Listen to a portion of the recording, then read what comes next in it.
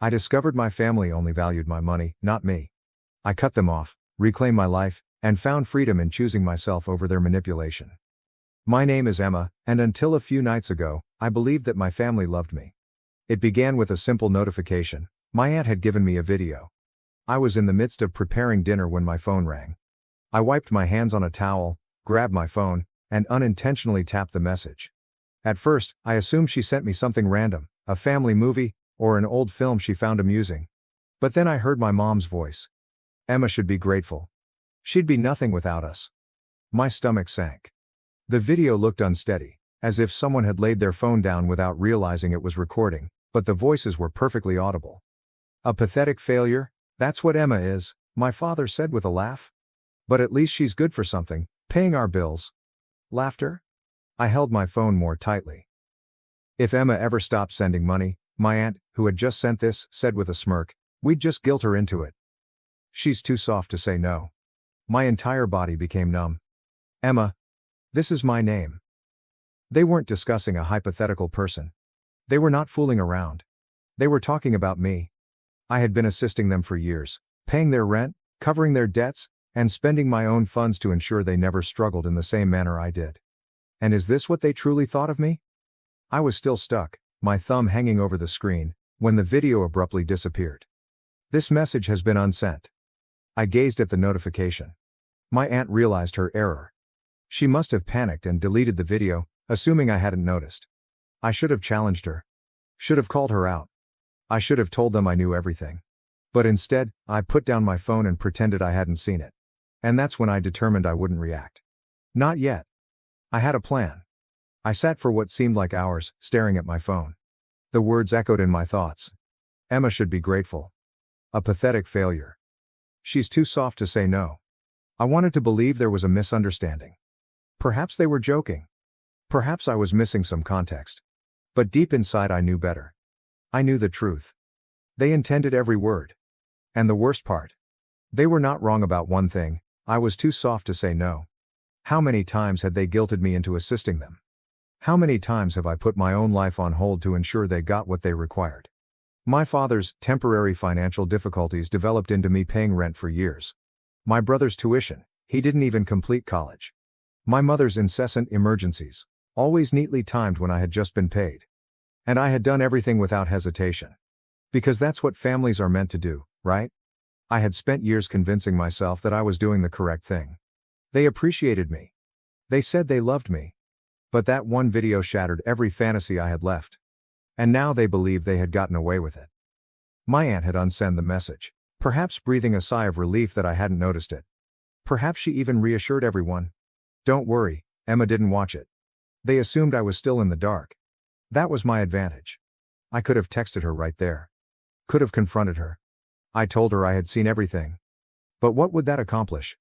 They'd simply deny it. Make excuses.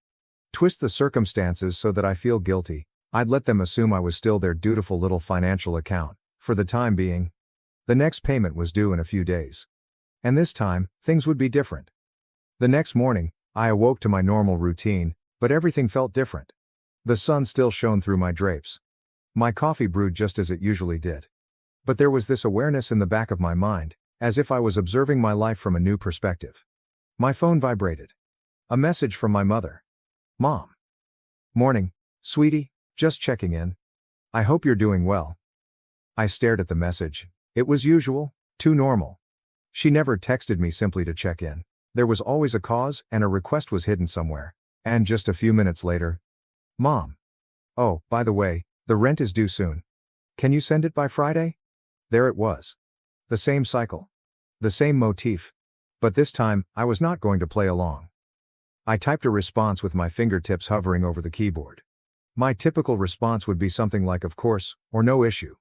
Maybe I'd even apologize for taking so long, just so they didn't feel inconvenienced. Not this time. I deleted everything and simply responded, I can't this month. Before sending the message, I glanced at it for a few seconds. I set down my phone and waited.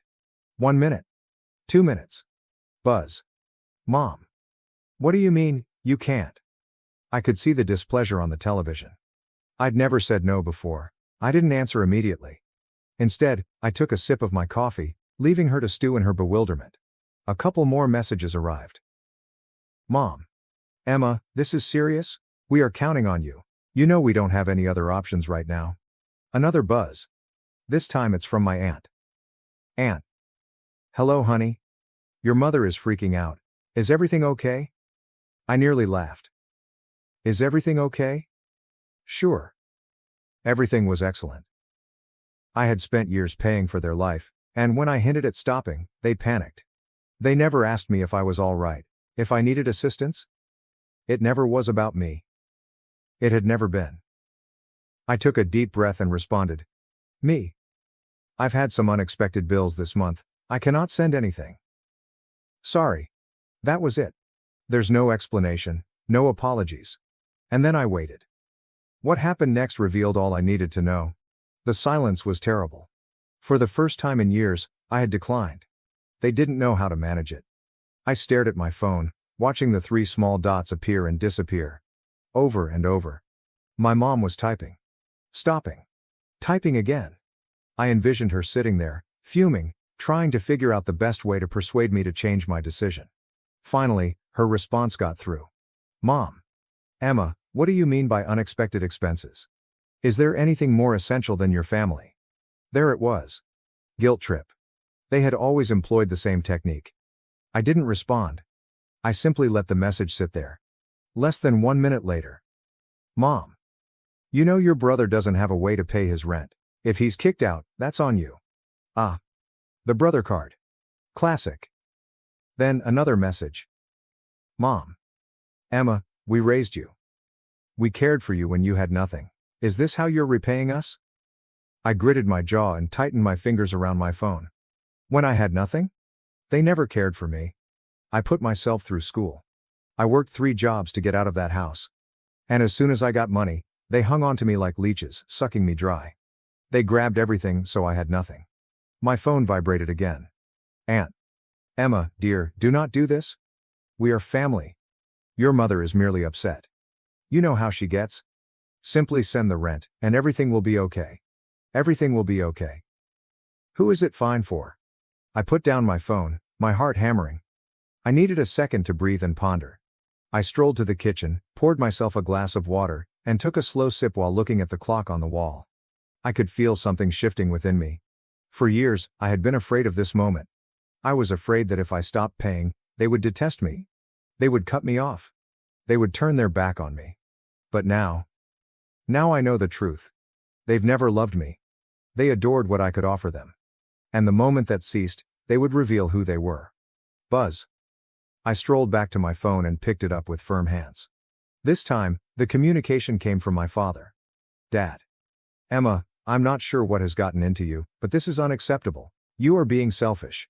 This family needs you, and you're behaving like an entitled brat. Grow up and do the right thing. There it was. The final mask slips. No more faking kindness. No more pretending to care, just demands. I stared at the words, my heart racing in my ears. Then another notification came up. A voice message. From my aunt.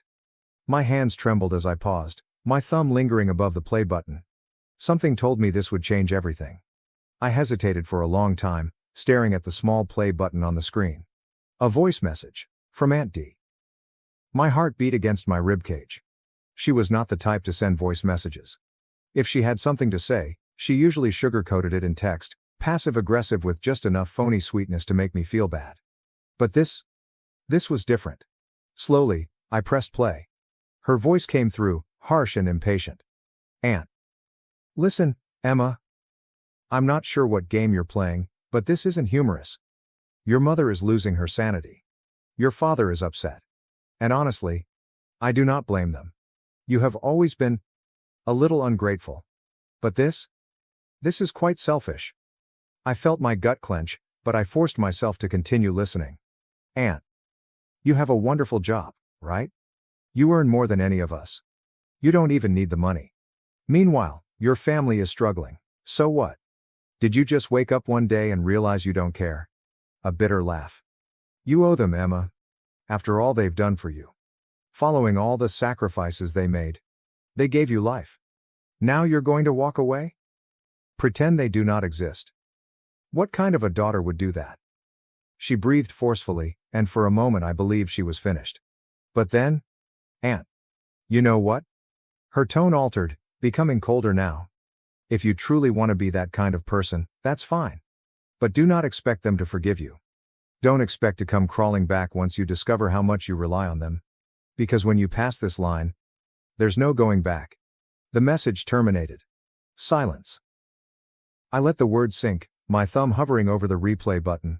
My ears rang, and my hands were numb. I should have been afraid. I should have panicked. I should have been hurrying to make things right, to correct this, to apologize. But instead, I felt relaxed. More than that, I felt free. Because she'd just verified everything. They did not love me. They did not respect me. They did not even recognize me as a person. They regarded me as nothing more than a financial account. A moving, breathing ATM. And the instant I stopped distributing money, I was nothing. And if that was the case, perhaps it was time to become nothing to them. Buzz. Another communication from my mom. Mom. This is your last opportunity, Emma. Send the rent. I stared at the message for a very long time. Then, without hesitation, I blocked her. I blocked my father, I blocked my aunt. And suddenly, for the first time in years, I was free. Or so I thought. Because the next day, my brother arrived at my home. The knock at my door sent shivers down my spine. It was early. It's too early. The sun was barely peeking over the horizon at this early hour, when most people were still sleeping. For a second, I considered ignoring it. Perhaps it was a neighbor. Perhaps there was a parcel. Maybe it wasn't what I thought it was. Then, another knock. This time, it was louder. Become more insistent. I took a slow breath, braced myself and walked to the door.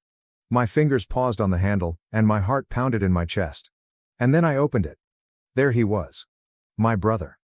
His face contorted between fury and desperation, and his clothes wrinkled as if he hadn't slept. God's eyes. Bloodshot. Wild. Are you serious, Emma? His voice was as cutting as a sword shoved against my skin.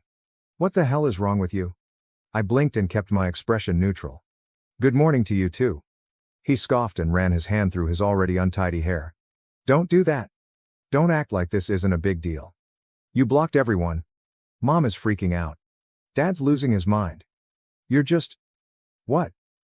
Cutting us off? Pretending we don't exist? I crossed my arms and leaned against the door frame. I don't know, Jason. Maybe I just got tired of being treated like a piggy bank. His jaw clenched. Oh my God. Not this again, not this again. I gave out a sour laugh. Jason, I've been paying your rent for years. I've covered your bills, your food, even your stupid gym membership. And the one time I say no? The one time I set a boundary? Mom calls me a selfish brat, Dad says I'm unacceptable, and you show up at my door like I committed a crime. His lips parted as if he were going to argue, but no words emerged. So I continued going. And don't even try to pretend you care about me. I cocked my head, my voice cold. I saw the video. His face turned pallid.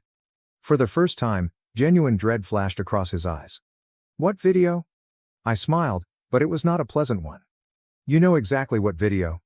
Jason shifted on his feet, looked aside as his hands balled into fists. Look, it wasn't serious, okay? We were just joking. You're being dramatic. Joking? My voice was soft, yet as sharp as glass. You all sat around laughing, calling me a pathetic failure. Saying I should be grateful for the chance to pay your bills. Do you know what that feels like, Jason? To hear your own family talk about you like that? He breathed sharply and rubbed his face. Emma, come on. No. I cut him off. You come on. You want money? Get a job. You want someone to take care of you? Find someone else. Because I'm done. Silence. He just stood there and stared at me. And for a little moment, I saw something spark across his face. Something rough. However, it was gone just as suddenly. You don't mean that, he grumbled. I retained his stare. Yes, I do. Another lapse in stillness. Then his expression darkened. His mouth curled into something unpleasant. Fine, he snapped. You want to be a selfish bitch? Go ahead. But don't come crawling back when you realize you have no one left. With that, he turned to walk away. I stood there, watching him leave. My chest was tense, yet my back was straight, because he was incorrect. I did have someone leave. I had myself. But, as I closed the door, letting out a trembling breath, my phone vibrated. I looked at the screen, and the familiar name flashed. It was my mom. But I was not going to pick up. Not this time. I had been at her mercy for so long. Her demands, her guilt trips, the way she used my own sense of duty against me, manipulating me into giving up all I had in order to keep her from breaking apart. Not anymore. I went away with the phone facing down. The truth was, I was done. I'm done with being a continual source of money. I'm tired of being the safety net that kept my family afloat when they couldn't be bothered to forge their own path in life. I'm done with lies and manipulation. They never asked me how I was doing. Never considered the toll it had on me to continually take up the slack. I had been carrying their weight for years, my mother's, my father's, and my brother's. All of them acting as if I owed them something, as if my life was just one long, endless repayment for everything they had done for me. But nobody had ever asked what I needed. Nobody had ever cared for me. And now, I was taking control. But my decision was not unnoticed. The following morning, when I sat in my living room, the silence felt oppressive. The weight of my decision was beginning to sink in. But there were no regrets. No second guessing. I had made the correct decision. Then, my doorbell rang. I was not surprised. It was Jason. I could tell by the way he knocked, demanding and impatient. This was the last person I expected to show up. But it's not surprising at all. I slowly opened the door, keeping my expression neutral. "Emma," he began, his usual arrogant tone gone, replaced by something almost pleading. "You need to listen to me." I did not welcome him in. I stood at the doorway, arms crossed. "I don't need to listen to anything you have to say, Jason." He blinked, taken aback. "No, you don't understand." His tone softened, almost desperate. "Mom's freaking out. Dad's calling me, asking what's going on. They don't know how to fix this? You've cut us all off. You can't just leave us hanging like this." I scoffed and leaned against the doorframe. "Oh, I'm sorry, did you think I was just going to keep enabling you? Keep paying your rent, your bills, and pretending everything was fine? No, Jason, I'm done. I don't care how much you or mom or dad beg. I'm done playing the role of the family ATM." His eyes flared with rage. "You're acting like we've never done anything for you. Like we're all just users, right?" I did not flinch. "Oh, believe me, I know exactly what I've been to you all. I've been a cash machine. A free ride. And I'm tired of it." Jason's face twisted. "You can't just leave us hanging like this. You owe us, Emma." The words stung. But they did not shatter me. They only made me more determined. "I owe you?" I said, my voice firm. "I've given you everything. I paid for your rent, your groceries, your bills, while you just sat there and watched me do it. And you want to talk about owing?" His fists clenched at his side. "You'll regret this. You'll regret cutting us off." I couldn't help laughing. "No, Jason. You'll regret it. Because I'm not the one who needs you anymore." Without waiting for his reaction, I slammed the door in his face. It felt nice. But I sensed that the drama was far from ended. Later that night, my phone vibrated again. I almost did not want to check it, but curiosity gnawed at me.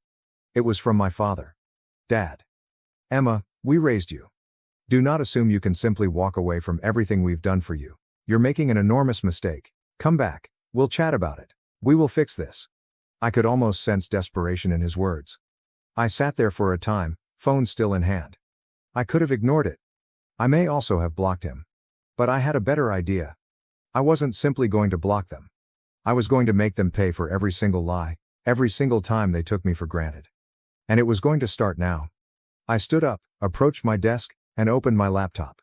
It was time to deliver a message they would never forget. So I started typing. I sat at my desk, staring at my laptop screen, my fingers hovering over the keyboard. I wasn't going to sit back and let them reintegrate into my life as if nothing had happened. I was done being the punching bag. This time, I was in control. I thought about everything I had done for them. All of the payments I'd made, the bailouts. I swallowed my pride and helped them, even though I knew I was the one being drained. No more. Now was their turn to feel the consequences of their conduct.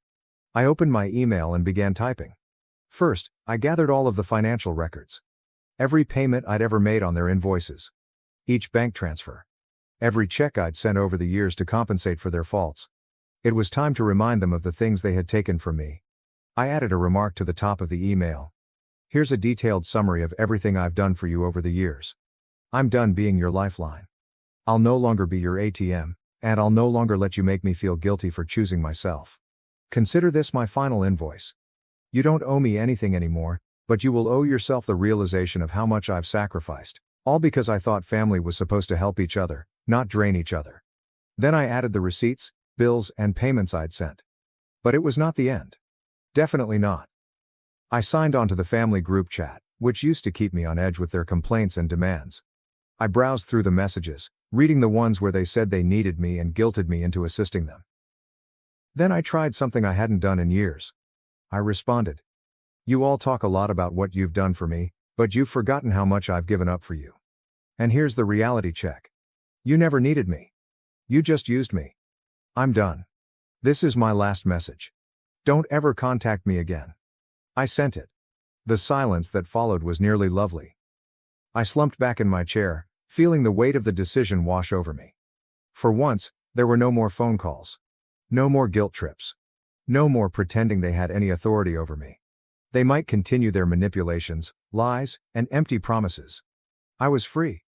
But just when I thought it was finished, I got one last message. From Jason. You're making a mistake, Emma. You'll regret this. Family sticks together. I smiled to myself. I knew he was only attempting to get under my skin, but this time, it didn't work. Because I didn't need them. I had a life. My freedom. And it was enough. It wasn't the dramatic explosion I had envisioned. It wasn't a great clash. But in its own way, this was much better. I had assumed command without anyone seeing it coming. And the best part? They lost their control over me. As I turned off my phone for the night, a sensation of calm washed over me. I did not have to play their game. I didn't have to continue sacrificing myself for those who didn't value me. It wasn't the revenge I expected. It was quieter. Be more deliberate. And far more satisfying. Now I could finally breathe. And the best part, I could finally live for myself, and that, in the end, was the sweetest victory. Reflection. Wow, what a ride that was, right? It's incredible to think of how much Emma had to endure for so long. But in the end, she gained control of her life. I admire how she refused to let her family's conflict and guilt bring her down. Instead of a massive conflict, she simply cut them off quietly, but with force. Making a scene is not always the best way to exact revenge. It's about reclaiming your life and showing that you're no longer a doormat. But here's the thing, not everyone would have handled it that way. Some could argue that she should have pushed for the relationship. Maybe even give them a second opportunity. Others may believe she made the correct decision by removing them entirely. So what are your thoughts? Do you agree with Emma's decision? Was her silent vengeance satisfying, or overly harsh? Please share your ideas in the comments below. I would love to know what you think. Now to the next story, Story 2. Overshadowed by my parents' favoritism toward my twin, I reached out to my uncle, who encouraged me by gifting me a car. I, 23F, need to get this off my chest. I've been holding this in for so long, trying to tell myself that things will eventually change, but recent events have shown me that I can't keep pretending any longer. This is about my twin sister, Emma, 23F, and how our parents, Linda, 48F, and Robert, 50M, treated us differently throughout our lives, including our professional jobs at one of New York's major corporations. Growing up in our suburban home wasn't too bad, assuming you didn't mind being continually overshadowed. Mom is a real estate salesperson who lives for open houses and client lunches, someone who views every social contact as a potential sale. Dad owns his own accounting firm, and they're all about upholding the perfect image: a spotless home, manicured lawn, country club membership, and private school tuition. However, that meticulously produced image functioned best when Emma was the focal point. I first noticed the trend around the age of 6. It wasn't evident at first, more like puzzle pieces that only made sense years later. When we went shopping for school supplies, Emma got the trendy backpacks and elegant pencil cases, while I got the practical, robust ones because they'll last longer. Emma's birthday parties were elaborately themed affairs with professional entertainment and personalized cakes. My family gatherings were simple since you prefer quiet celebrations, don't you, sweetie? The holidays were when the disparity became painfully obvious. Every Christmas morning, Emma would open the latest must-have toys. The costly dolls, the newest gaming systems, and everything she'd circled in the holiday catalogs. I'd get educational toys or practical gifts, like clothes, because you're the responsible one. I have a vivid memory of one Christmas. Emma purchased a large dollhouse that cost more than most individuals spend on their entire holiday shopping. I was given a collection of science encyclopedias because they'll help with your studies. When I expressed interest in the dollhouse, Mom swiftly remarked, "Let Emma enjoy her special gift. You have books to read." Elementary school presented its own issues. Emma struggled with reading from an early age, so our parents hired several tutors and spent hours helping her practice. When I needed help with math, Mom would tell me to try harder. Emma joined every after-school activity she desired, including dance, gymnastics, and cheerleading. When I begged to join the science club, Dad answered, "Maybe next semester when we have more budget." But that semester never came. By middle school, I had learned to value my intellectual abilities. I pushed myself into my studies, obtaining consecutive A's and plaudits from teachers. However, this created another cause of tension. Emma had a meltdown after I won the school science fair in 7th grade because she wasn't getting any attention. At the family supper that night, instead of celebrating my accomplishment, Mom spent the evening soothing Emma, telling her, "Everyone has different talents." Dad just sat there, occasionally staring at me with discomfort rather than pride. The tendency became more pronounced during high school. I completed all advanced placement classes, joined academic clubs, and tutored other kids. Emma, on the other hand, prioritized popularity and social activities, achieving just passing marks while excelling at making social connections. During the college application season, I spent numerous hours improving my essays and applying to scholarships. Emma applied to 3 institutions, each with relatively simple admission standards. However, Emma's admittance into our state university's business school piqued our parents' interest more than my acceptance to many top-tier universities with hefty scholarships. When we both got employment at Stellaris Corporation after graduation, I figured things would finally change. I was accepted into their extremely competitive management training program after completing 6 rounds of interviews and tests.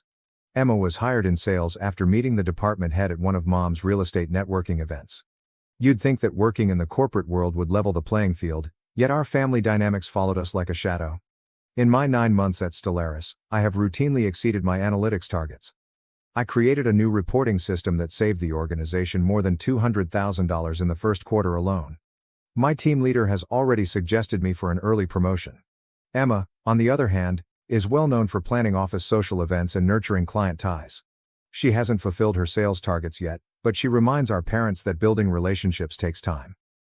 Mom and Dad's reactions to our various job paths have been predictably biased. When Emma organizes a successful client lunch, Mom posts about it on all social media platforms with headlines such, "So proud of my baby girl making waves in the corporate world." When I earned an excellence award for my cost-saving ideas, Mom texted me a quick, "That's nice, honey," followed by 5 texts about assisting Emma with an impending client presentation. The office dynamic itself frequently feels like a rerun of our childhood. Emma's workstation is on the 15th floor, in the sales department, where she deals with a steady stream of visitors. My workstation is on the 12th level of analytics, where I spend the majority of my time working with data and creating reports. Emma is frequently the center of attention at business events, while I stay in the background, focusing on keeping our projects on track. Last month, I believe things might finally change. Our department bosses announced that they were choosing team members for a distinguished 2-week training session in our Singapore office. Both Emma and I were nominated as candidates. For 3 weeks straight, I worked late at the office, methodically preparing my presentation and project proposals. I examined previous successful applicants, studied the Singapore office's activities, and produced detailed proposals for possible cross-market projects. Emma, in her own style, concentrated on networking. She spent the same 3 weeks treating key decision-makers to lunch and organizing after-work social activities. I overheard her say to someone, "Why worry about presentations when you can build connections?" It was such a typical Emma attitude that I almost had to chuckle. Last Tuesday, we gave our last presentations for the Singapore program. The selection committee included senior executives from both administrations.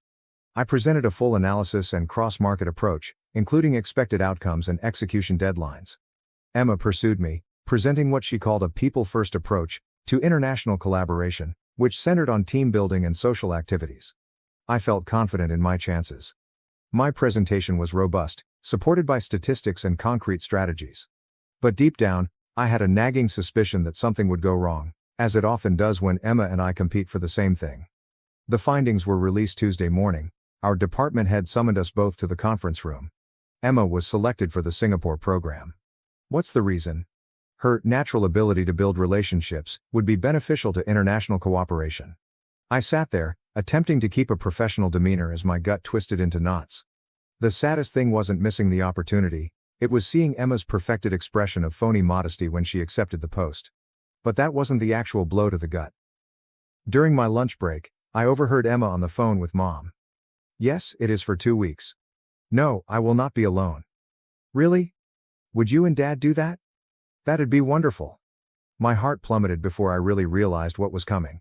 Later that evening, during our monthly family meal, which Mom insists on keeping even though we're grown-ups, they dropped the bomb. Emma was not only going to Singapore, but her parents had decided to make it a family vacation. They'd purchased tickets to follow her, intending to support her throughout this significant career milestone before spending an additional week traveling Southeast Asia together. I sat there, pushing my food around on my plate, waiting for them to reveal my participation in these schemes. Instead, Mom turned to me and said, "Won't you take care of the house while we're away, honey? Make sure you water my plants. The expensive ones in the sunroom require special attention." Emma couldn't help but add her own spin. "Don't worry, sister, I'll send you plenty of photos. You can live vicariously via me." She chuckled as if it were a joke we were both in on. Dad merely kept eating and avoided eye contact, as he normally does in these situations. I excused myself from dinner early, claiming I had work to complete. As I drove home to my apartment, memories came flooding back. All the times I'd been excluded, disregarded, or dismissed. Emma had dance recitals, therefore they were unable to attend the science fair victories. Emma needed assistance with her college applications, so they scarcely ignored the scholarship announcements.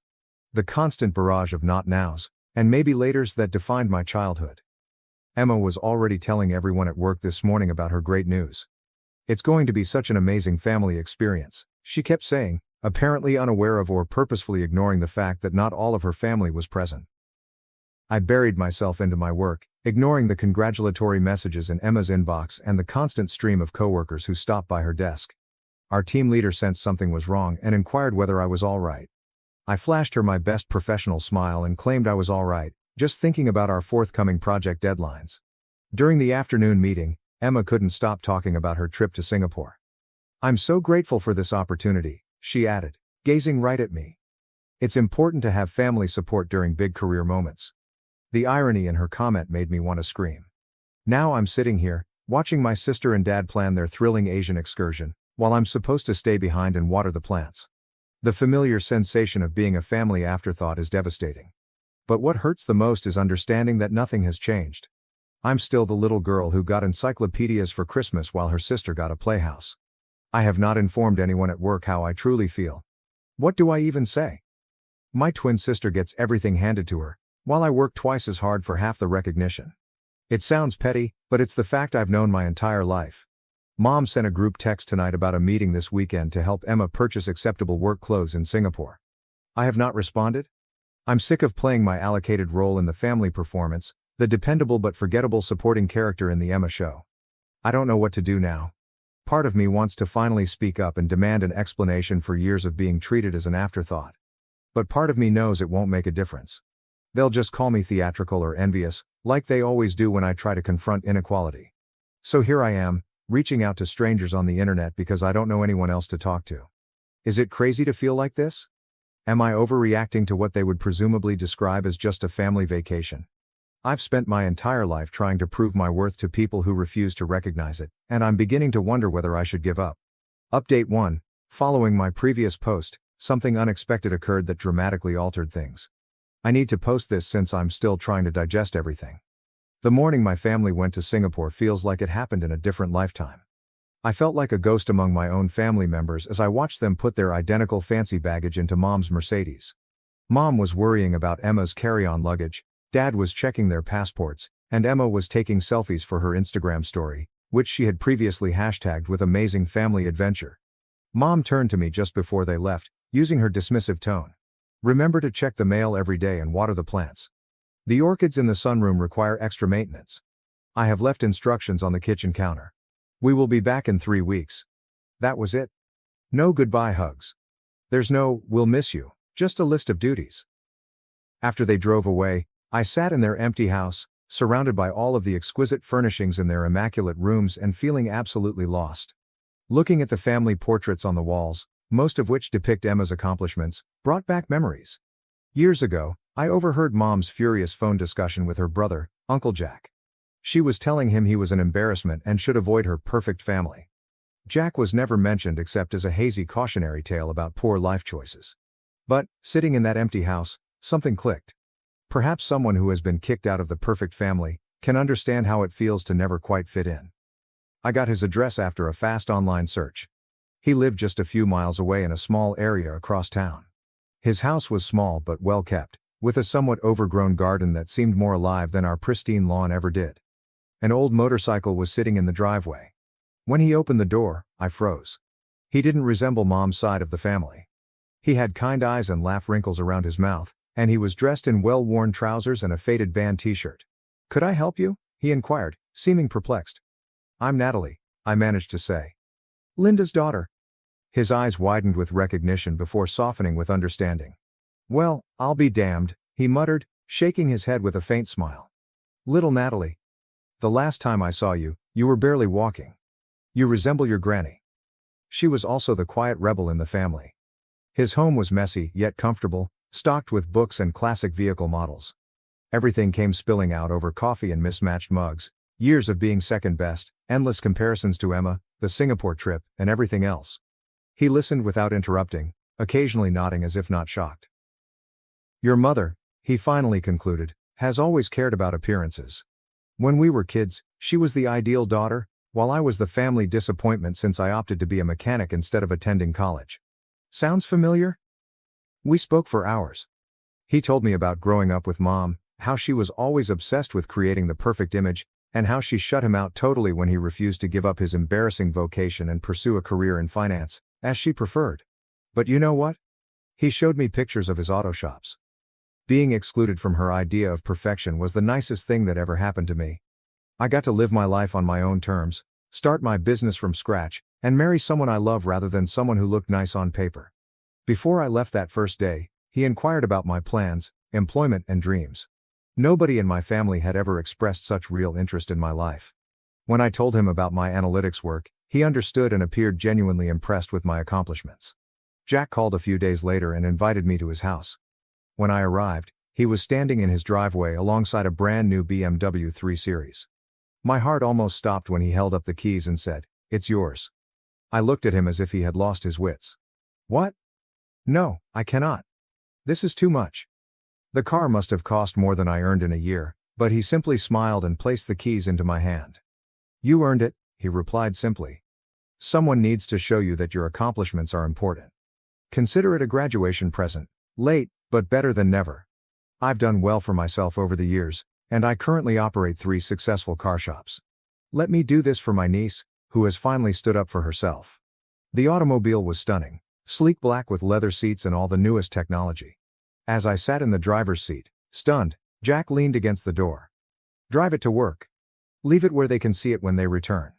Sometimes the greatest way to respond to being excluded is to demonstrate that you no longer need their approval. Each time I drove it to work, I felt a little stronger and more confident. My colleagues sensed a shift in me. "There's something different about you," my team leader said. "You seem more assured." For once, I did not downplay my accomplishments. "It was a gift from my uncle," I explained proudly. "He believes in celebrating achievements." Today, I received another SMS from Emma. "Singapore is incredible. Mom and Dad are bringing me shopping in all of the designer stores. Send pictures so you don't feel left out." A year ago, such photos would have crushed me. Today, I grinned while looking at my new car keys. For once, I didn't feel excluded at all. But of course, this moment of calm could not endure. Mom called earlier. Apparently, one of her real estate clients noticed me visiting Jack. "What were you thinking?" she demanded, her voice tensed with rage. "He's not a member of this family anymore. Do you have any notion how it appears when you visit him? Stay away from him." When I didn't instantly agree, she said, "We'll talk about it properly when we get back tomorrow." They'll return from their trip tomorrow. I've parked the BMW in our driveway, so they can't miss it. I know there will be drama. Mom will be outraged about Jack, and Emma will undoubtedly be upset about not receiving an expensive gift herself. But, for once, I don't care how they react. Jack made me realize something vital. I've worked my entire life to earn a spot in their ideal family photo.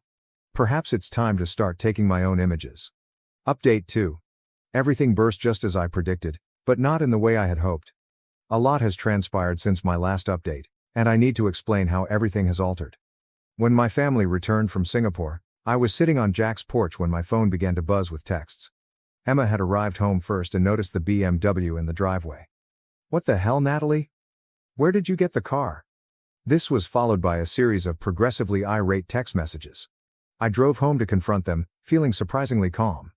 When I arrived, they were all standing in the driveway, Mom looking as if she had swallowed something unpleasant, Dad avoiding eye contact as usual, and Emma with her arms crossed, still dressed in her Singapore airport attire. "Who bought your car?" Mom demanded before I even stepped out. When I informed her it was from Uncle Jack, her face flushed an unusual shade of red. "Jack? That low-life mechanic who couldn't even complete college? Return it immediately?" Mom snapped. "No," I said, surprised by how calm my voice was. "I am not returning anything. Uncle Jack bought me this car because he is pleased with my accomplishments, which you would not comprehend." Emma stepped forward, hand out. "Please, Nat, don't be selfish. I know I'll look better driving it. I work in sales, and appearance is important in my position." I laughed. Actually, I laughed. "Unbelievable. You just returned from a luxury trip that I was not invited to, and now you want my car." Mom's expression tightened. "If you don't hand over those keys right now, you can find somewhere else to live." "Funny you should say that," I said, walking to my car and opening the trunk to display my packed baggage. I was planning on leaving anyway. The expression on their faces was priceless. Mom's mouth expanded and closed, like a fish out of water. Emma simply gazed, her perfect Instagram pose finally shattering. Dad shuffled uneasily but, as always, said nothing. "Don't worry," I murmured, getting back into the car. "I will send you photos. You can live vicariously via me for once." I drove directly to Jack's residence. He had already arranged the guest room, as if he knew exactly how things would play out. "Stay for as long as you need," he offered, helping me with my things. It's about time someone in this family stood up to Linda.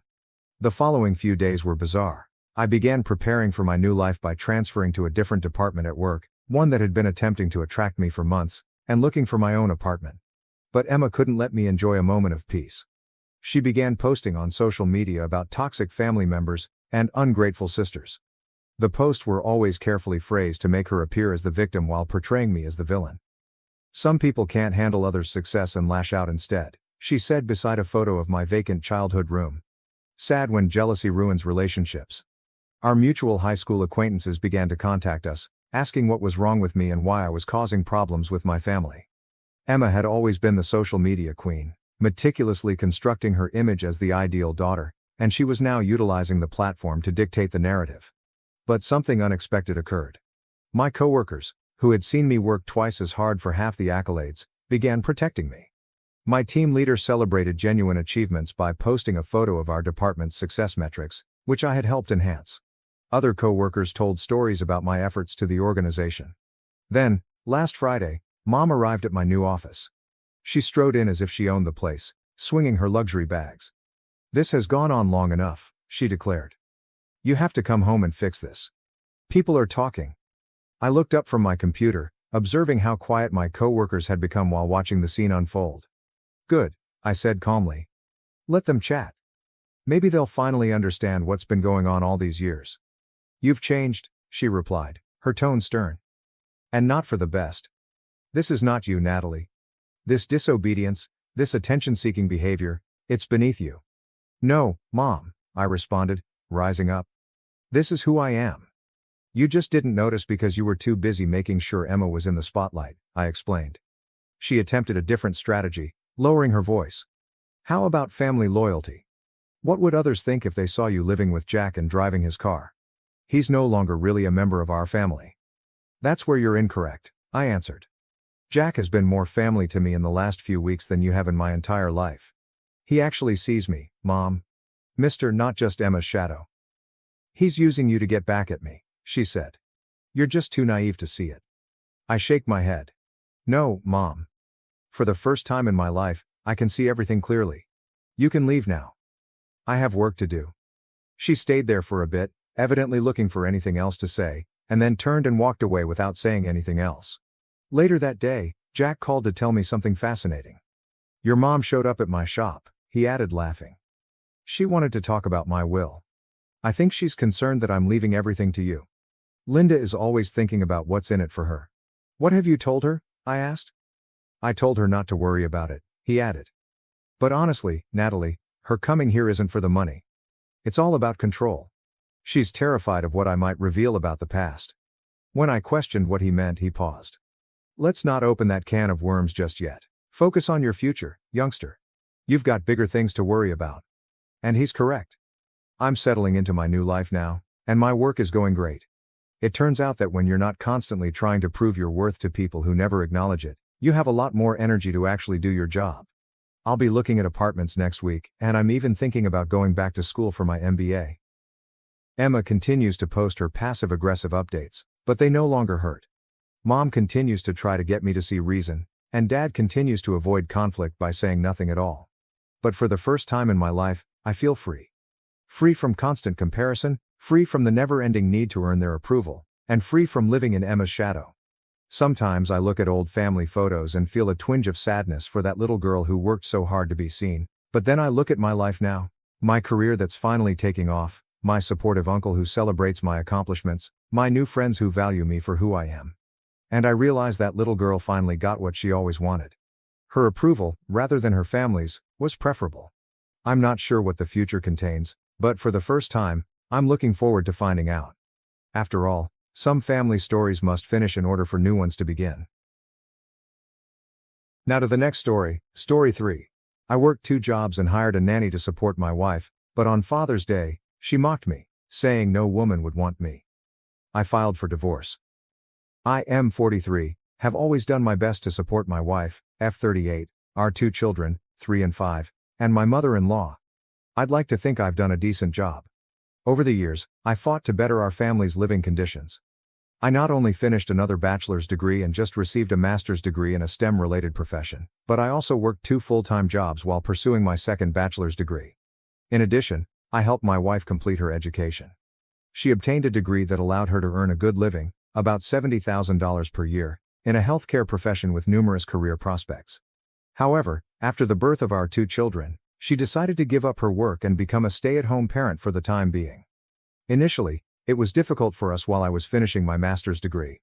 However, after finishing it and our youngest turning 3, my work expanded, and we were able to live comfortably as a single-income home. While we are far from wealthy, we make do with a household income of roughly $150,000, plus bonuses. This past year, things became hectic for my wife, so even though I now work 75% from home, I budgeted to hire a daytime nanny to help her around the house and with one child while the other is at school. My day begins every morning at 5:30 or 6 a.m. I get the house ready for the day before the nanny arrives at 8 a.m. I prepare our oldest for school, cook breakfast, and plan my day. I drop off our oldest at school and get back home in time to allow the nanny in. My professional duties have recently required me to work from home for the next 2 months, therefore I am now completely remote. While convenient, my days are full of meetings as I manage worldwide teams and oversee industry projects. After a month and a half of working from home, I realized that my wife's routine began considerably later than anticipated. She starts her day about 10 a.m. I asked my mother-in-law and the nanny if this was typical, and they both agreed that it was, with minor variations. My wife gets up, cooks briefly, glances through her phone, or purchases from home. While I'm delighted I can give her this lifestyle, because we both grew up with limited financial resources, it's becoming a source of irritation for me. I recognize the risk of postpartum depression, the burden of having children, and the likelihood that I am not a great husband. However, I have assured that everything is taken care of, and then some. She said she was too busy to manage the home finances, so I do. I pay all of the household payments, my personal bills, her personal bills, as well as my mother-in-law's medical bills and car debt. I also take care of the house, appliances, cars, and pets. Despite this, she often implies that my life is easier than hers. Whenever I try to decompress or express my troubles with her, she seems to feel the need to outdo me. If I had a horrible day, hers was far worse. My feet suffer from walking during work trips, but nothing compares to her standing and cooking as a toddler clings to her. For the past few years, she has frequently told me that I have ruined her life and possibilities. But when I remind her of these comments, she rejects them or avoids accountability. My mother-in-law has approached me and indicated that she has observed a difference in both myself and my wife. I've become closer to my children, and I've hugged the dogs and told them more about my life than I have to my wife. I feel like I'm in emotional survival mode. One step away from climbing the corporate ladder and finding love and comfort at the bottom of a whiskey bottle. I'm sure the manly men of Reddit will accuse me of being wimpy, but I'm not a machine. Apart from my children, all I want is to feel acknowledged and loved by someone I prioritize. I'm also confident I'll hear from stay-at-home mothers, which is fine. I understand their challenges because I grew up in a single-parent household. However, with the assistance of her mother and a babysitter 5 days a week for one toddler while the other attends school, can anyone honestly claim that my wife is facing the traditional problems of a stay-at-home parent? Neither my single-parent friends nor my colleagues would say that. I know the Reddit community will probably think this is poorly written fanfiction, but it is what it is. Thank you for your replies. To add some context, I've never cheated. I work in an industry with a huge female population, but I am very open about my profession. My wife has access to my work agendas and correspondence in case she needs to check. However, she still has no idea what I do for a living. We have tried as a family, including her parents and mine, to urge her to attend treatment, but she either refuses or finds ways to avoid it.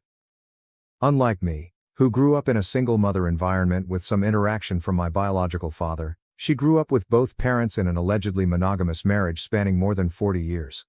I've tried to talk to her about everything, even my sentiments, but every conversation has devolved into one-upmanship.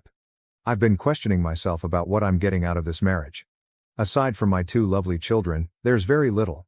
Our sex life is practically non-existent, especially since last year. I've tried to be compassionate, figuring it's due to sadness or other issues she's having, but it's difficult not to wonder if I'm unappealing to her or bad in bed. Despite temptations and possibilities, I've never given in because, as cliché as it may seem, I genuinely love my wife and want to be with her only. To her credit, I want to avoid being prejudiced, so I'll mention her efforts. She gets up and prepares meals for everyone in the house, myself, the kids, my mother-in-law, and even the nanny. Aside from breakfast, she prepares all other meals and snacks. She does both the kids and her own laundry, but she rarely folds or stores it. I do my own washing and send my work clothing to the dry cleaner. She keeps care of the pantry and fridge, while I buy goods and organize delivery.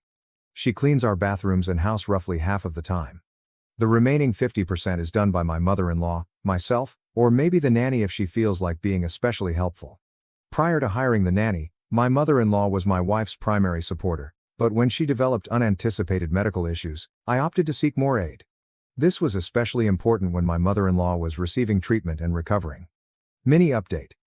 I'm not sure who will read this, but I want to thank everyone who has reached out and offered kind thoughts. I wanted to provide an update. The following weekend, I showed my wife this post and all of the comments, and she read them. Long story short, we had a disagreement. She left to live with her sister, and I have been a single parent ever since. Unfortunately, my pattern has remained largely unchanged, with the exception of saying goodnight to the kids. I don't have much else to say except a heartfelt thank you for your words of support. This post has gotten far more than I planned from what began as a vent, but I have still answered to a few comments. Thank you to everyone who offered kind thoughts and even joked about ruining your life. It's been the highlight of my day-night as I sit here drinking with my dog while everyone else is asleep. It's a little upsetting to realize that I'm looking to strangers on the internet for validation, yet here I am. Update 1. First and foremost, thank you for all of your comments and direct messages. I recognize my initial piece was emotionally charged because I wrote it right after another dispute. I would like to add additional context and clarification.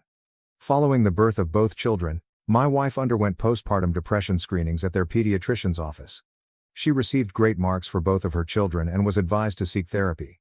Her score improved much more after we had our second child.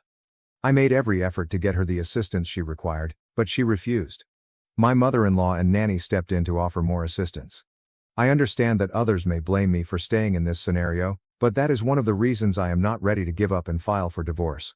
I know that silently suffering isn't good, especially for our children, but I'm also concerned that a bitter, hate-filled divorce will leave lasting wounds. Some have compared it to taking off a bandage, claiming that while it will sting at first, the agony will pass. Still, I don't want my kids to believe that their parents hated each other because of them or some other mistake. I mentioned to a few individuals via DM that I've been prepared for every what-if situation. As a former project manager who has worked with teams and budgets, planning comes easy to me. As a result, I've consulted with 3 lawyers to better grasp our rights and entitlements. I even have a draft settlement ready and on hold, just in case. I know what I want and am willing to go above and beyond for the children's welfare, but I also have a backup plan in case we have to go to court. I realize it is entirely my fault that I am suffering in silence, but I am too stubborn to give up. I put up with this to make my children's lives as normal as possible, to guarantee that my mother-in-law's treatments continue uninterrupted, and to keep hoping that my wife will ultimately give therapy a chance and that we may all get to a better place together. Thank you again for your kindness and support. I just wanted to notify those who have contacted me via DMs and comments. I apologize in advance for the lengthy post. It is odd and coincidental that I am writing this follow-up during Men's Mental Health Awareness Month, but I desperately need an outlet other than my therapist. Please accept my apologies if this does not result in the dramatic storybook finale or relationship ruin that some may anticipate. To summarize, my wife left, returned as if nothing had occurred, centered everything around her, and nothing has changed. I'm still suffering mentally, knowing deep down that nothing will get better, but I'm trying to stay strong for the kids. There's been plenty of takeout and emotional weariness. My wife attempted to return the following day and take the children to her sister's residence. Naturally, I was against it, as was her entire family, including her sister. It wasn't fair to remove our children from their home, nor was it fair to inflict financial and housing burden on her family, especially because my wife doesn't work. Her sister already had a spouse and 3 children, so adding 2 more was not an option. Fortunately, the children stayed with me at the house they know. After a little more than a week, my wife appeared to have cooled off, and believed it was okay to simply walk back into the home with her luggage, as if she had just returned from a fast trip to Target. She came into my office when I was on a conference call with my colleagues. I couldn't immediately drop everything because it was such a busy period of the quarter, which annoyed her. After I concluded the call and closed my laptop, she started ranting at me about how much I don't care about her or her health. I could only gaze at her and shake my head. My mother-in-law heard the commotion and dragged her away, urging her to quit pestering me. Meanwhile, the nanny kept our smallest child out of the fight in another room of the house. That night, once the kids were sleeping, I sat alone in my office with a drink, like I had done most nights lately. My wife entered, and we spoke, argued, sobbed, and drank together. One thing led to another, and we found ourselves in bed. I wish I could say it was a time of reconciliation, but the following morning was sobering in more ways than one. As we lay there, she began talking, not about us, but about how terrible her absence had been. She discussed her difficulties staying at her family's home, in her old room, with her father and her sister's family. She went on to say how fortunate I am to be able to stay in our house, do what I do, and not be as stressed as she or her family. She compared her trials to everyone else's easy existence, despite the fact that we had identical childhoods. That morning, my head and heart broke, and I've been on a downward spiral ever since. In the last week, I attempted to reconcile and have a meaningful talk. I wanted to communicate my present stress and fears about life and job in general, but the conversation quickly turned into a shouting fight. My response was, "I'm struggling too. Doesn't my happiness, stress, or overall well-being matter to you?" Her response, "Do you know how hard this is for me? You're supposed to help me be happy." I replied, "So when it comes to my happiness, stress, and needs, I'm supposed to just get over it, right? My spouse? We all have our own problems. You need to figure it out and get over them. I don't recognize the woman I live with anymore. She is not the person I married or promised to spend my life with and raise our children with." Since that chat, I've become increasingly distant. I've been sleeping at my office, on the couch, or in my children's beds after putting one to sleep. Still, it doesn't change the reality that my wife starts her day at 10 a.m., talks on the phone with her mom groups, and cooks meals while my mother-in-law and nanny care for the kids. Nothing has changed, and I doubt that it ever will. Unfortunately, I believe that even if we divorced, nothing would change because my wife's departure caused little disruption other than more takeout meals. My biggest worry is not just losing my wife, but also losing my children in the process. It's sad to admit that, like many of the men and women I've spoken with here, I'll continue to smile and suffer in silence. Update number 2, I am done. At Father's Day dinner, my wife told the therapist and our family that I don't do enough. She was served with divorce papers right then and there. She's furious, of course, and is attempting to act flawless right now, while I continue to care for our children, my mother, and my mother-in-law. Ah well. If that means ruining her perfect existence, then so be it. Second, to clear up any confusion, I did not earn 2 bachelor's degrees and a master's degree while working 2 full-time jobs, as some readers have believed. Here's what truly happened. Bachelor's number 1, I graduated in the early 2000s. Bachelor's degree 2. I completed it later through online courses, Taking 2 classes every semester while working 2 full-time jobs, one at a hospital, 36 to 48 hours per week, and the other at a big box shop, 32 to 40 hours per week spread over 7 days. I took on these jobs to cover both my and my wife's tuition when she wanted to return to school before we had children. Master's degree. After earning my second bachelor's degree and entering my present industry, I worked one job while also pursuing my master's. No, I did not complete 3 degrees at once, and I'm amazed I even have to explain this. Working 2 jobs while in school is not uncommon, at least, I didn't believe it was. My wife prefers not to work, despite the fact that she technically has a job. She scarcely works, and we sometimes forget she has one. For example, she only worked one 8-hour shift around 5 months ago. Her manager, who is very supportive, gives her with flexible PRN scheduling and a list of days when she can pick up work. She simply chooses not to work anymore. Despite this, she constantly complains to our family about how her career is on hold for one reason or another, despite the fact that she has ample opportunities to work if she so desires. Considering everything, she has a strong network to rely on, whether it's our family, her career, or me. I've made several offers and taken considerable measures to facilitate her return to work, such as hiring a nanny, having my mother-in-law move in, and keeping a work-from-home schedule to accommodate her. Still, here we are. I am already in therapy for myself because my job can be psychologically and physically demanding. Since I can't receive the support I need at home, mentally or physically, I've chosen therapy over seeking consolation elsewhere or at the bottom of a bottle. I've tried to explain my concerns to my wife, but as I indicated in my earlier piece, she has a history of outperforming me. And here we are. My in-laws are still married. Given the conditions in our household, my mother-in-law moved in to help my wife, while my sister-in-law and her family returned to their parents' home for personal reasons. This agreement allows my sister-in-law and her family to save money as they rebuild their lives, and my wife and I benefit from my mother-in-law's assistance, allowing us to keep a closer eye on her while she receives her bi-monthly treatments. My wife is suspected of having postpartum depression, PPD, based on questionnaire results, as well as a history of symptomatic OCD and ADHD among other ailments. She has repeatedly declined evaluations and denied the outcomes. I knew what I was getting into when I married her, and I loved and accepted my wife's imperfections as much as she did mine, at least at the moment.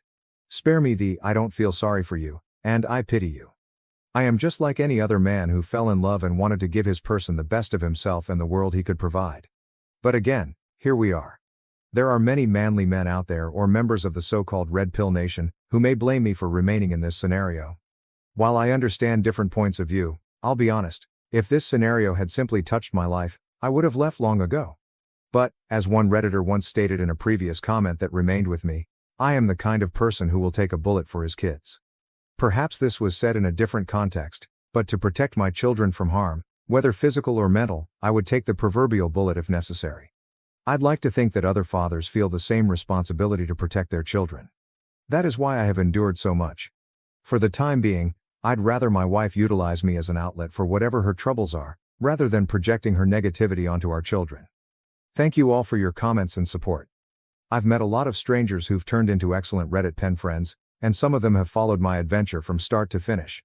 I'm shocked at how far this has spread across many subreddits and platforms. Whether you love me, loathe me, or think it's all a lie, thank you for all of your critical feedback and DMs. My children and I are going to be fine moving forward.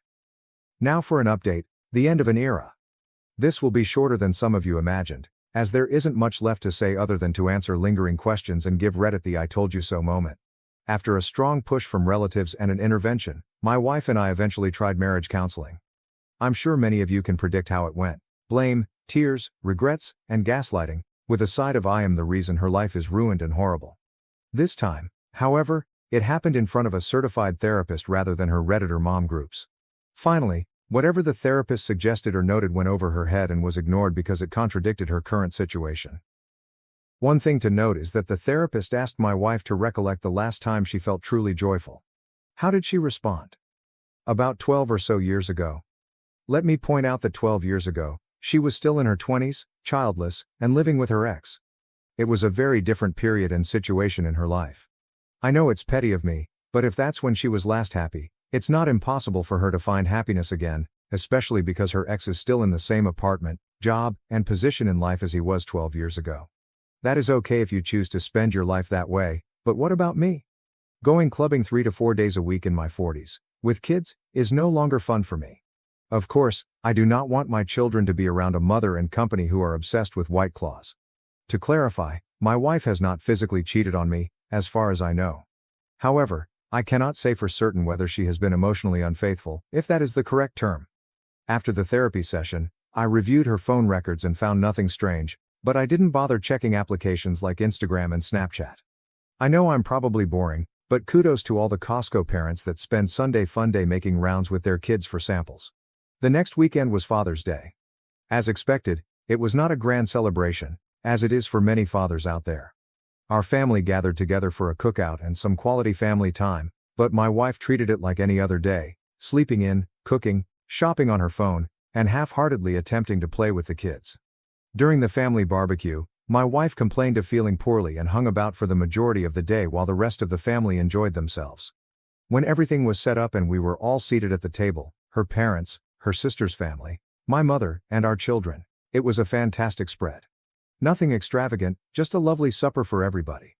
I was talking to my brother-in-law about our kids' school Father's Day events, and I believe my wife overheard me express how sad it was to see some kids sitting alone at the breakfast with dad event I attended. She burst out laughing. "It's not like you do anything anyway. I could have gone instead." I was surprised, embarrassed, and at a loss for words. The room became silent. My mother-in-law broke the awkward silence by saying, "Well, maybe if you feel that way, one of you should divorce the other." My wife looked at her mother, puzzled, and then chuckled mockingly in my direction. She pointed at me and said, "As if another woman would want a man like him.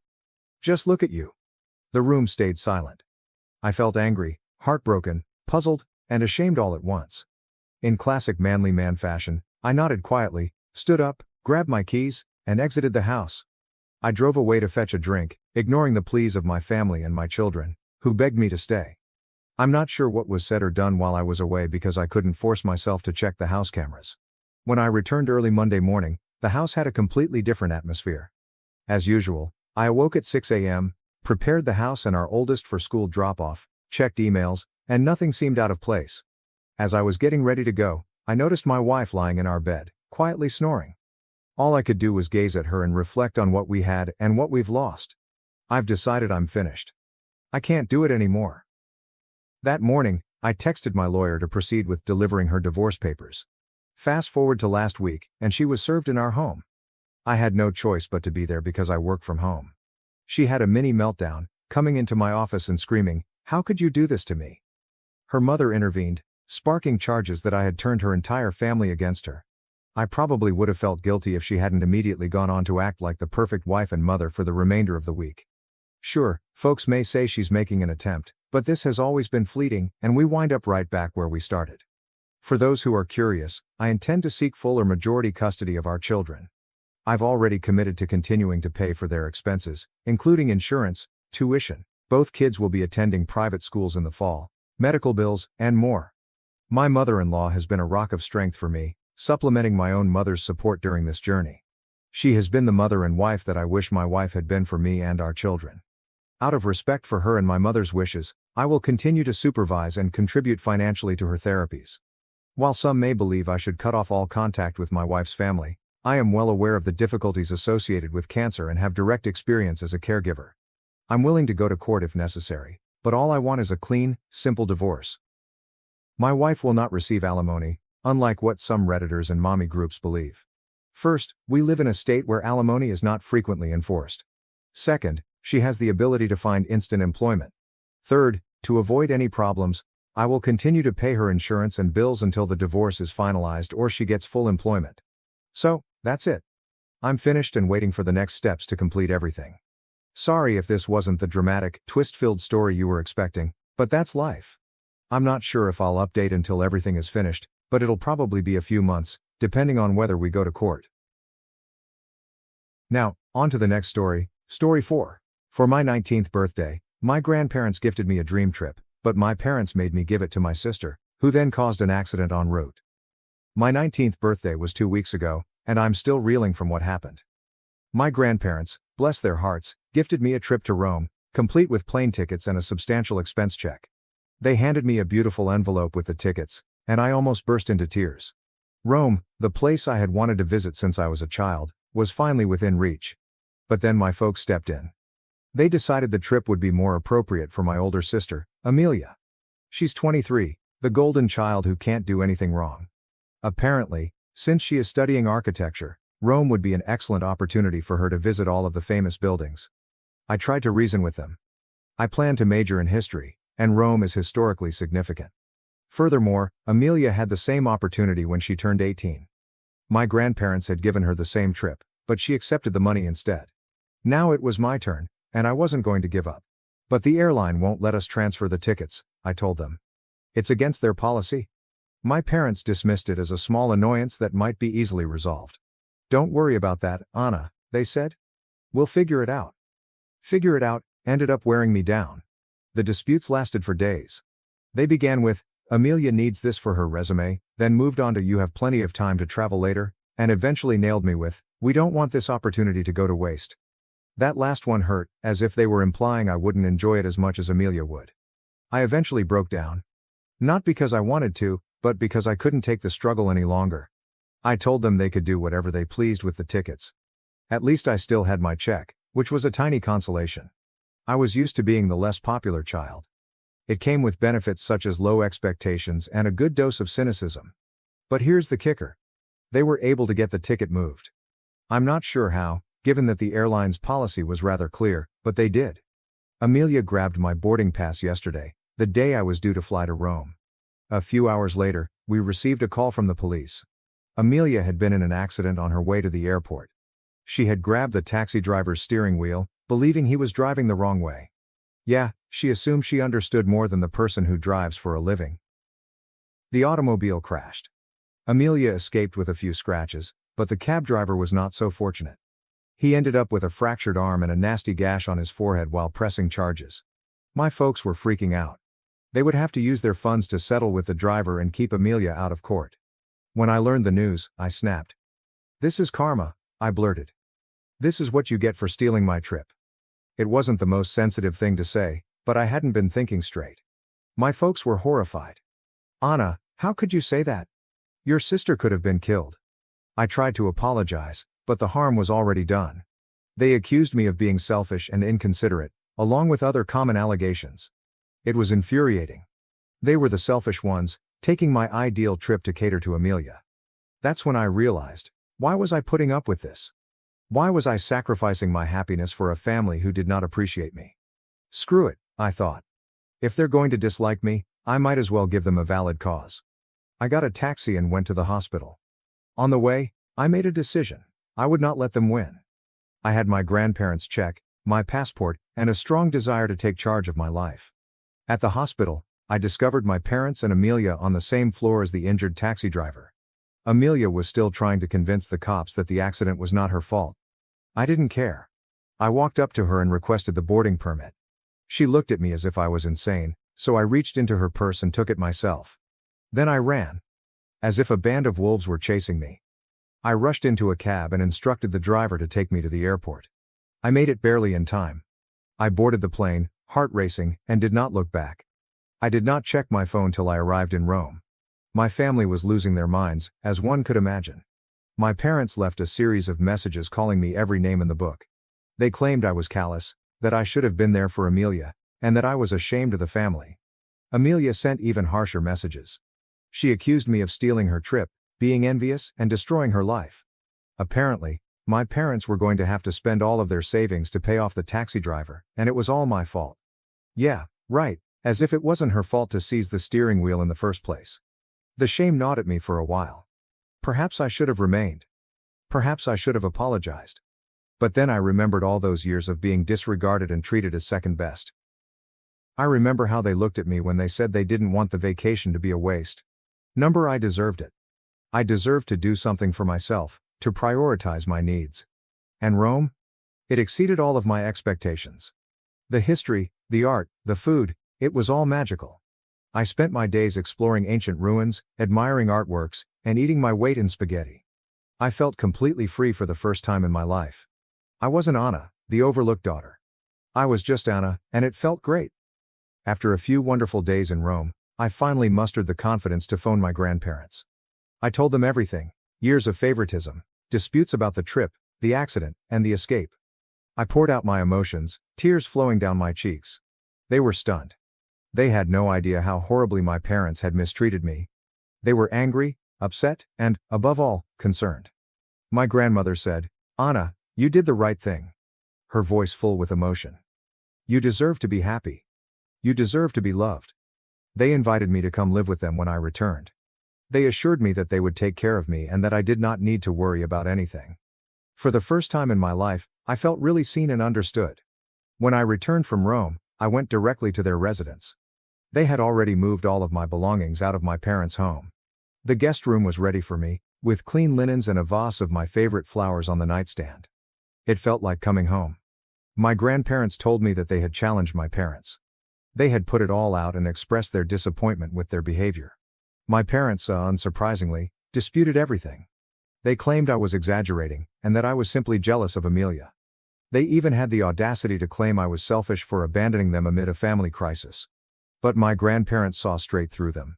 They severed relations with my parents and stated that they had no more desire to interact with them. It was a terrible decision, but they knew it was the correct one. I haven't communicated with my parents or Amelia since. I blocked their phone numbers and removed their texts. I don't need that much negativity in my life. Life with my grandparents is calm. They treat me with love and respect. They urge me to follow my aspirations. They make me feel like I belong. I'm entering college in the fall, and my grandparents are covering all of my expenses, including tuition, books, and a new laptop. They claim they want to give me the possibilities I've been denied for so long. I still think about my parents. I wonder whether they regret what they did and if they ever think about me. But then I remember the freedom and love I now have in my life, and I realize I made the correct decision. I'm finally free. Free of expectations, comparisons, and the continual sense of not being good enough. I'm free to be myself and pursue my own path, which I understand is the best gift of all. It has been a couple years since I left my parents' place. I'm thriving in college, making new friends and pursuing new interests. My grandparents are my rock and biggest supports. They're getting older, yet they're still full of energy and love. I heard through the grapevine that my folks are struggling. They had to remortgage their home to pay for the taxi driver's lawsuit. Amelia is working, but her salary is insufficient to cover their expenses. They are caught in a cycle of debt and resentment. I do not feel sorry for them. They made their decisions, and now they must live with the consequences. I'm moving forward. I'm embracing my new life and family. I'm finally living the life I was destined to live, and it's stunning. Now to the next story 5. I moved in with my sister and her husband, but his behavior became controlling and inappropriate, peaking when I mentioned I was dating someone. I'm Ashley, 17F. My sister Jess, 25F, and her husband Jake, 34M, have been married for 2 years. They met when she first started college and have been together ever since. As far as I know, they've never had an issue, and whenever they came around to visit, they appeared to have the perfect connection.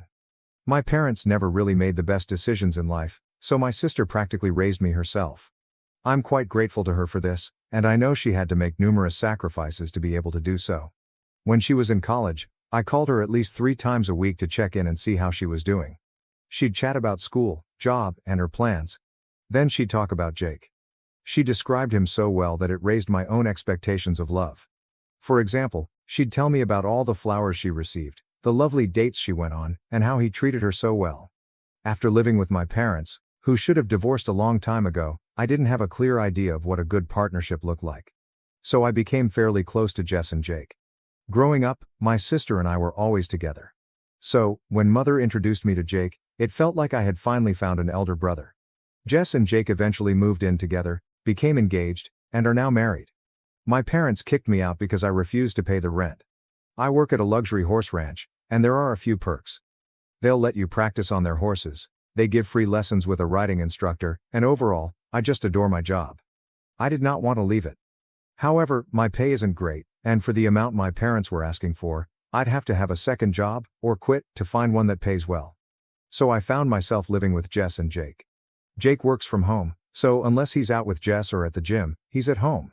He makes enough money doing whatever he does. I'm not sure what he does, but Jess told me it's his family's firm, so that explains it.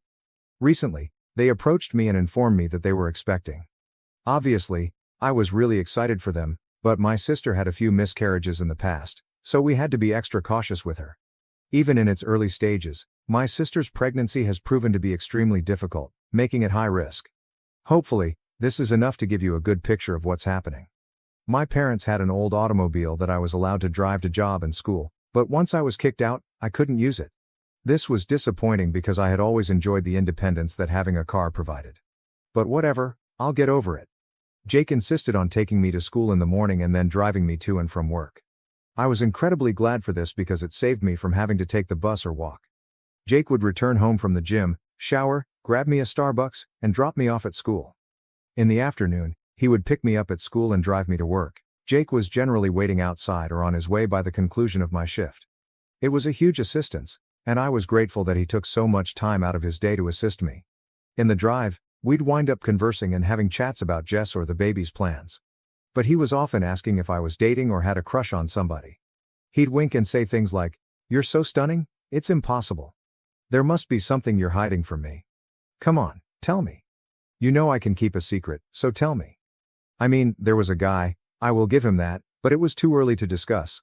This resulted in my being unclear because I didn't want to lie to him. I'd basically just play coy and avoid answering any of his queries with too detailed an answer, as I didn't want to jinx myself. Finally, Alex, 19 million, the boy I was talking to, asked me out on a date. His family owned the ranch where I worked, so we spent a lot of time together while I was at work. Usually, during my shifts, he would come and assist me, or we'd go riding together. I was quite excited, and on my way home from work, I told Jake about it. He suddenly became cold. I'm not sure how else to explain it, but the familial warmth was gone. He began asking a lot of questions, very matter-of-factly, and I responded because I assumed it was just the protective older sibling thing. I figured he'd need some time to adjust. But when I informed him that Alex and I had been chatting for about a month, he freaked out and became very upset. I burst into tears as he began calling me a liar and accusing me of concealing this information from him. The fact that he literally said, "What about us?" has stuck with me ever since. That has left me completely perplexed because, what does he even mean? The worst part is that, because of how he acted, I'm overthinking everything that has happened since I moved in with them. Jake's house had a pool in the backyard, and I used to go there to swim or just lie out and tan. However, I've realized that whenever I went for a swim or tried to sunbathe, Jake would find an excuse to come and do anything outside. He'd fire up the grill, mow the lawn, or do anything else around the yard. I would have the impression that I was being observed. He even started swimming with me a few times, but I assumed he was simply trying to get in shape like me. After I came out of the pool, I'd go take a shower in the corridor. Jake and Jess have their own bathroom, which is connected to the master bedroom. After I finished my shower, I went to my room, changed, and went to bed. Jake would sometimes wait for me in the little space between the corridor and my room, even if I was only wearing a towel. He would say, "Good night," and I would respond. But now I'm wondering whether there was another motive behind it. I don't want to bring these worries up with my sister because she's been so delicate lately. This pregnancy is definitely hitting her hard, and I don't want to say anything because it could harm her or the kid. I just want to know if I'm overthinking things. More information. I didn't even contemplate the possibility that my sister would support him over mine. But after reading everything in the comments, I think I should start gathering evidence. Also, I will do my best to change the relationship between him and me without raising red flags. I'm more than prepared to inform my sister if I believe there is an urgent danger, but as I previously stated, I don't believe he is the type of guy who poses an actual concern. To be cautious, I'd rather wait till she's feeling better before trying to break the news to her. I want to be cautious since my sister could be gravely hurt, not just emotionally, but also due to pregnancy dangers. I wanted to give him the benefit of the doubt, but the way he flew off the handle was terrifying. I believe he's simply been under too much stress. My sister's pregnancy is actually high risk, so he's had to care for her far more than usual. He's probably just afraid about what will happen to her. However, even if I give him the benefit of the doubt, I should set certain boundaries. When he had that outburst, it truly worried me, and I felt unsafe. I know I'll never be able to physically overcome him, so I'm going to ask a few of my friends if they'd want to carpool with me. I will also contact Alex to see if he can give me a lift to and from work. Worst case scenario, I'll locate a job I can walk to. In the meantime, I'll absolutely strive to highlight my brotherly relationship with him. I'm going to be friendly since I don't feel compelled to be nasty or create an aggressive environment. Aside from that, I'll take steps to see if I can improve my circumstances. Is my sister's spouse acting strangely, or am I overthinking? First and foremost, I'd like to thank everyone who left a comment on my last post with suggestions. After reading all of the comments last night, I recognize that I am no longer secure in this environment and will make changes starting today. As much as I admire and love Jake, I don't believe the danger is worthwhile. I attempted to establish a conversation with him after posting and received some suggestions, simply to see if we could discuss this. But he was still in a nasty attitude, so I simply walked to my room. In the middle of the night, I felt the need to leave the house. I was feeling imprisoned, so I decided to take a trip to my usual smoking area to clear my mind. I wasn't even there for 15 minutes before Jake texted me, "Where are you?" Then my phone started blowing up. He kept calling. I'm not sure how to convey my fear. I just wanted to be left alone. I eventually took up the phone, which resulted in a storm of insults. Apparently, I am a effing princess who always gets her way, and deserve to be treated like the expletive I am. Then he told me to provide him my location, which was definitely not going to happen. I encouraged him to take a pause and reflect on what he had just said to me. After that, I contacted Alex, who happily answered, and I told everything to him. I'm not sure how much he comprehended at first, given that I was practically shaking and crying so hard. However, he ended up going over to my location and asking a few more questions about the scenario while attempting to calm me down. I was finally able to relax and tell him everything again, this time with a clearer mind. Throughout this, my phone was constantly ringing. Assuming it was Jake, I just let the calls continue. Eventually, I realized it was my sister's phone calling me. Despite the fact that I knew Jake may be on the other end, I answered the phone. Jake was the one who hurled another barrage of invective at me, loud enough for Alex to hear. Alex took the phone from my hand, ordered Jake to shut the fussing up, and that I was safe, and then hung up. After that, Alex assured me that everything would be fine and that I need not worry. He ended up taking me all the way to the ranch and informing his folks about what had transpired and my new circumstances. I'm grateful that they decided to take me in and let me stay in one of their spare rooms in exchange for a little additional work on the farm. After that, I cuddled with Alex and attempted to fall asleep. I ended up not going to school today since I needed to relax. However, after Jake's reaction and the comments I'd been reading entered my mind, I became quite concerned about my sister. I ended up contacting her and happily she answered. It was clear she had been crying. She inquired if I was safe and okay. Jess told me that the night before, she awoke to Jake yelling, which shocked her. She claimed to be still sleeping. She ended up hearing him return to their room and grab her phone off the charger. After that, she heard him ranting again and the front door slamming.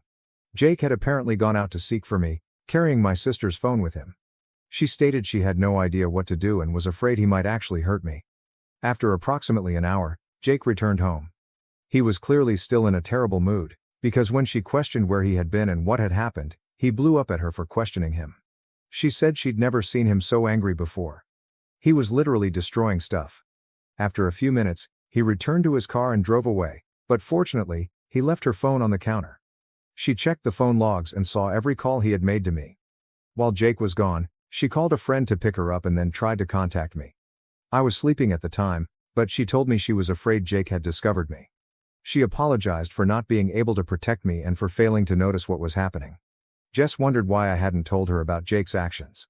I emphasized that I did not want to worry her out about the pregnancy.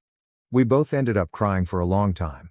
Apparently, my parents are allowing her to return home rent-free since they want to help raise their grandchild. If this had been an option in the beginning, none of this would have occurred, but I digress. My sister and I ended up going out to dinner, and I showed her my post. We cried again. She said she had never been afraid of Jake before, but after witnessing his rage the night before, she was terrified. We both still need to go back to the house to grab our things. We'll contact you eventually and set a day to transfer everything out. My father and Alex will also be present, just in case Jake tries anything. According to my sister, Jake has tried to reach out and apologize numerous times, claiming that he was only concerned about my safety and that I shouldn't be out at night. He didn't realize she could hear exactly what he was yelling at me, so she knows he's lying. Jess informed Jake that she would be filing for divorce, and then hung up. I love my sister and wish her the best in life. I am confident she will heal from this and meet an incredible partner who loves her and only her. In other news, Alex and I are going on a date next week, which makes me quite happy. But, seriously, thank you to the Reddit commentators for making me so stressed out that I wanted to take a smoke break. I believe you may have saved me. I'm not sure what would have happened if I'd stayed in my room that night, but I'm glad I didn't have to find out. Now to the next story 6. My sister-in-law requested a house key. I refused. Then it vanished. When I went to her apartment to get it, I encountered something shocking. I recently married my boyfriend of 6 years. We are both 27. While COVID has set our careers back a little, we are figuring it out together. My husband is not particularly close to his family. He never said why he isn't close to them, but based on what I've gathered, my husband and sister-in-law have some issues. These concerns compelled the in-laws to choose sides. My spouse hasn't been close to them since they sided with my sister-in-law. To be honest, it didn't disturb me too much. However, because I come from a large family, my spouse was frequently invited to our family gatherings because we had been together so long. Following these incidents, I noticed my spouse becoming silent, melancholy, and dejected. When we tried to talk about it, he never truly opened up. He just told me he wishes he had a better family. I recognized that he desired a closer or better relationship with his family. However, I didn't want to do anything without his approval. When I volunteered to contact his family on his behalf, he said he didn't want to do anything yet. He kept saying that there would be a better moment, but I had no idea when that would be. At one time, I was certain it would happen at our wedding. However, we married in a small ceremony attended by only our closest friends and family. He had not invited anyone from his side. However, I did meet his parents and my sister-in-law. While our wedding ceremony was going on, his parents and sister attempted to enter the site, which my husband had clearly cautioned them against. When they were successful in entering the premises, they made a big deal out of it, casting my husband as the bad guy for never responding to messages, picking up calls, or visiting my mother-in-law when she was battling cancer. My husband firmly instructed them to leave, indicating they were not welcome. My sister-in-law stood in the corner, watching everything happen. When her eyes met mine, she offered me a little shrug, as if to say, "What else are we supposed to do?"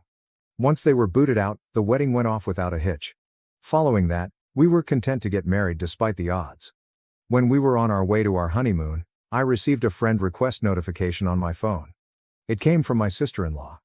It seemed odd, but I didn't mind because we were family. I added her, then forgot about it. When we returned from our honeymoon, my husband and I were joyfully settling into our new home and married life. That's when my sister-in-law returned to my life. She messaged me, stating she knew I came from a large family and understood the value of family, which she claimed my husband did not. She expressed her gratitude for my assistance in reuniting the family. She also discussed in detail how my husband could be a bit juvenile, but promised me that if we worked together, we would be able to fix everything quickly. I was naive and believed her. We began talking more or less regularly. She even came over to our house once or twice while my husband was away because she wanted to meet me. Because I worked from home and had health difficulties, I couldn't entirely avoid her. During one of these visits, my sister-in-law requested a copy of the keys to our house. This was an odd request. When I questioned why she wanted them, she stated she was concerned about me because I was at home all day working. She stated that if something occurred to me while my husband was gone, having a key would allow her to enter and assist me. Although I understood her argument in the context of a medical emergency, something about her request seemed odd. Her statements made me feel uneasy, but I couldn't understand why. I gently declined and promised her that if anything happened, I'd call my husband. However, my sister-in-law did not appear pleased with my refusal. She quickly ended the conversation and departed. Although she was smiling, it didn't reach her eyes, which worried me even more. Following the incident, I stopped inviting her over. Every time she wanted to visit, I would make excuses to keep her away from the house. But one day, my justifications were ineffective, and she came over anyhow. I was on high alert the entire time she was present. When she eventually departed after lingering for tea, I felt relieved, but not for long. A few days later, I couldn't find my house keys in the customary location. Panic ensued instantly. I decided to go to my sister-in-law's apartment to get them. In one of our early talks, she provided her address and invited me to tea.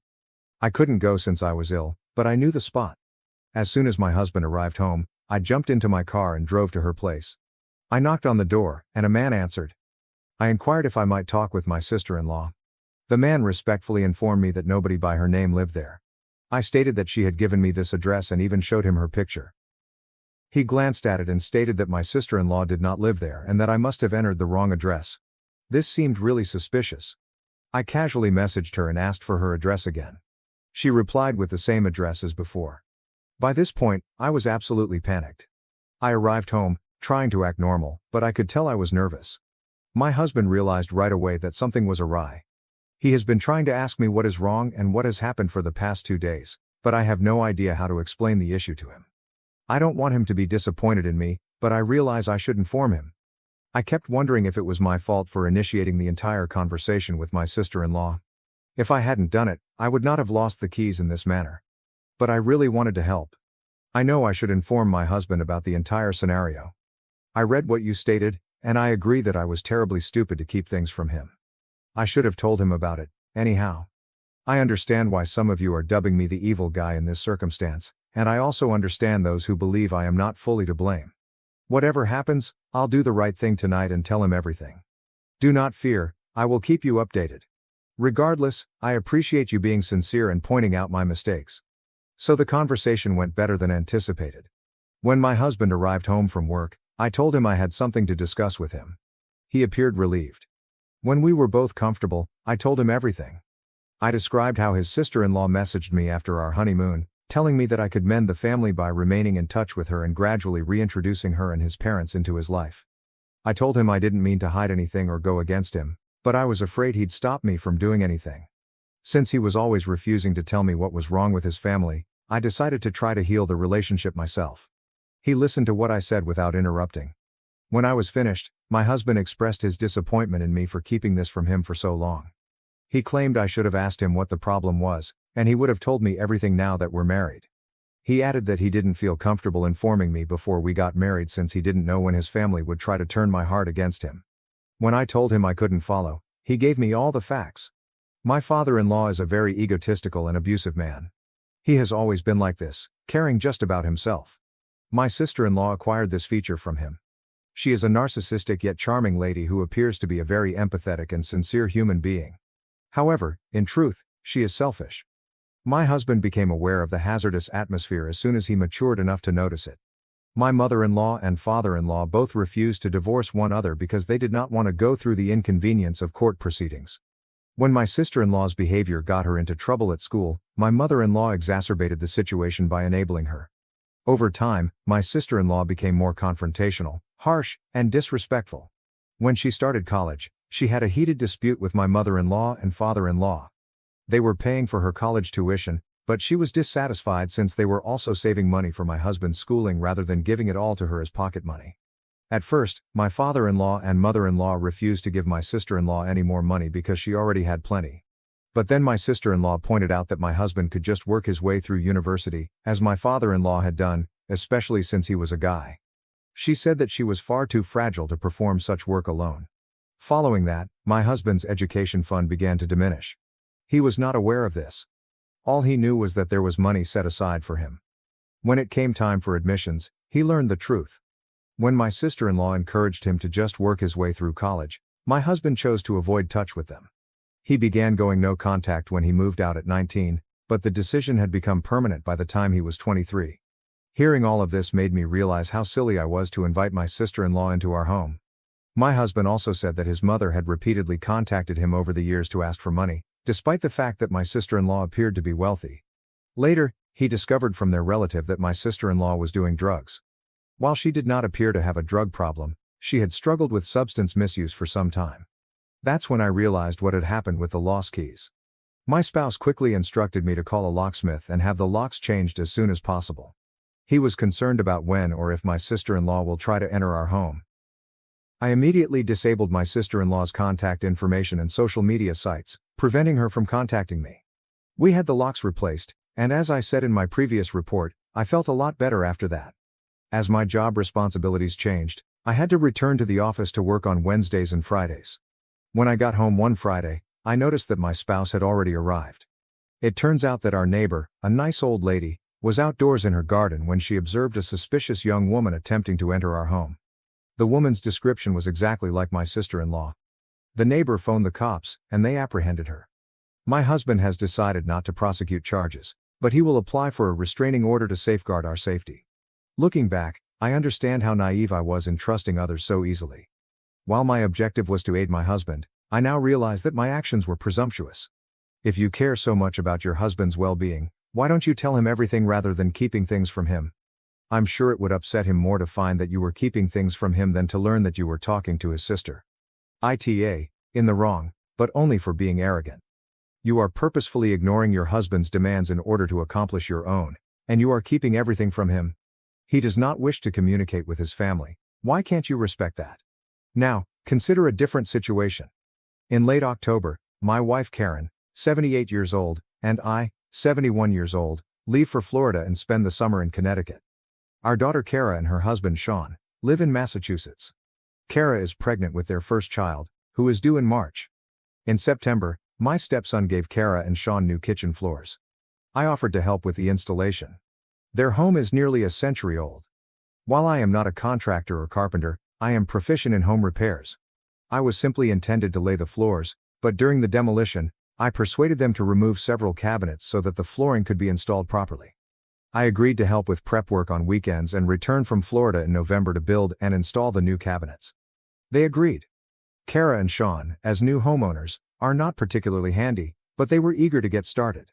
However, as we started, we discovered that the walls were covered with decomposing horsehair plaster, which was an unpleasant surprise. By the conclusion of the weekend, there was no stove hookup, only 10% of the floors had been put, and the kitchen was disorganized. I told them to plaster the walls throughout the week, and I'd return the next weekend. Kara and Sean contacted in a panic on Tuesday, claiming the plaster was a catastrophe. Kara expressed worried about the burden of her pregnancy. I told them to wait. Kara, on the other hand, told me she felt misled, that the project had spiraled out of control, and that she wanted me to accept responsibility, not monetarily, but for my role in the issues. I informed them that they had taken the decision to demo the cabinets, and that it was not my home. They eventually compensated me for my services and hired a contractor. They stated I couldn't commit to a project of this scale, especially given I work full-time and assist my stepson with his house flip. They questioned whether I would return to assist after departing for Florida, and Kara was uneasy working during her pregnancy. I disagreed with their evaluation yet was devastated when they fired me. Since then, things have gotten odd. I haven't contacted them to inquire about the kitchen or the baby, despite receiving occasional updates. Karen has asked about the baby several times. Kara recently contacted us, stating that the situation has been dreadful. They had to obtain licenses from the town, and they have not had a stove or sink in months. Kara claims I don't care about her health or our grandchild since I haven't checked in and haven't taken charge of the situation. I chuckled and told her I would have finished it by now. She texted Karen and myself, instructing us not to speak to her and expressing her displeasure. Karen then said no to Kara's baby shower in January and canceled our visit without alerting them. Sean contacted us, urging us to reconsider, stating that they will only become first-time parents once. He added that Kara is 6.5 months pregnant and did not mean what she said. He even offered to pay for our visit tickets. Karen and I, on the other hand, have maintained our solid attitude. We advise them to notify us well in advance, and that we may visit in March, either before or after the baby is delivered. Kara is devastated, but Karen and I were just trying to satisfy her requests. Now I wonder whether I am the YTA on so many ways. First, as you mentioned, you are neither a contractor or carpenter but are skilled at house maintenance. You urged them to demolish their kitchen but barely completed 10% of the flooring before leaving. Kara has every right to be upset, and her feelings are valid. You made a mess of their place and then backed down, essentially saying, "Oh well, not my issue. I personally would not want anything to do with you, but they have invited you to their baby shower. Go and apologize." Now, consider a different situation. I have 3 children. My husband and I worked hard to raise them and help them become successful adults, and they have. I am proud of all 3. They were wonderful children who have grown into decent individuals, if I do say so myself. When my oldest daughter married a widower with a 2-year-old child, my husband and I established an education fund for that child, as we had for all of our biological grandchildren. We understand a little bit about investing in compound interest, and by starting early, we can invest a small sum every month. By the time they graduate from high school, we can present them with enough money to get them started in life. My oldest grandchild recently graduated from high school. After accounting for scholarships and other expenses, we were able to inform them that they would graduate debt-free. We do not give them money directly, rather, we pay for tuition, fees, and other expenditures. We acquired this lesson from our youngest child, our only son.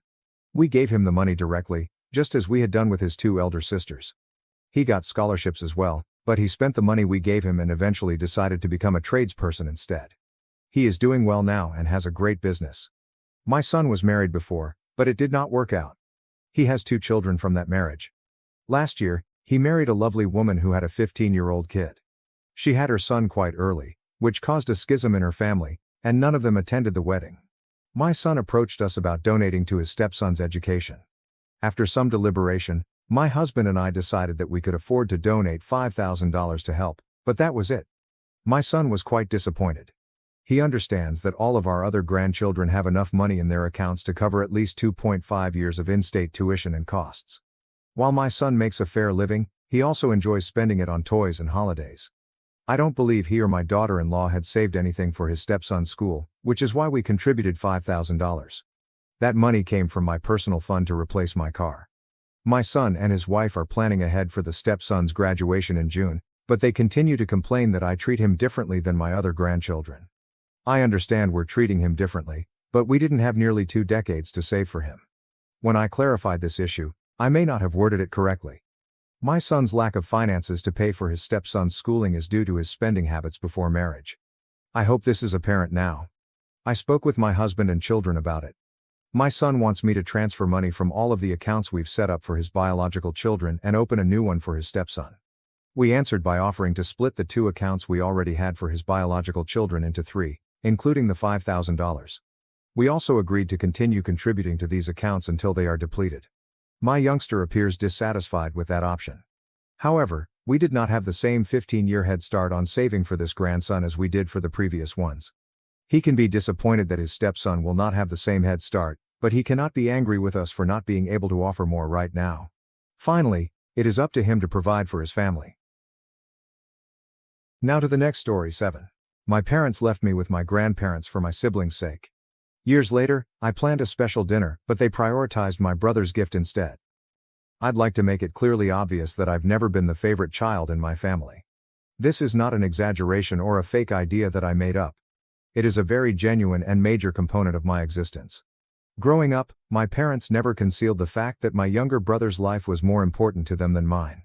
For reference, my mother became pregnant with my brother only a year after I was born.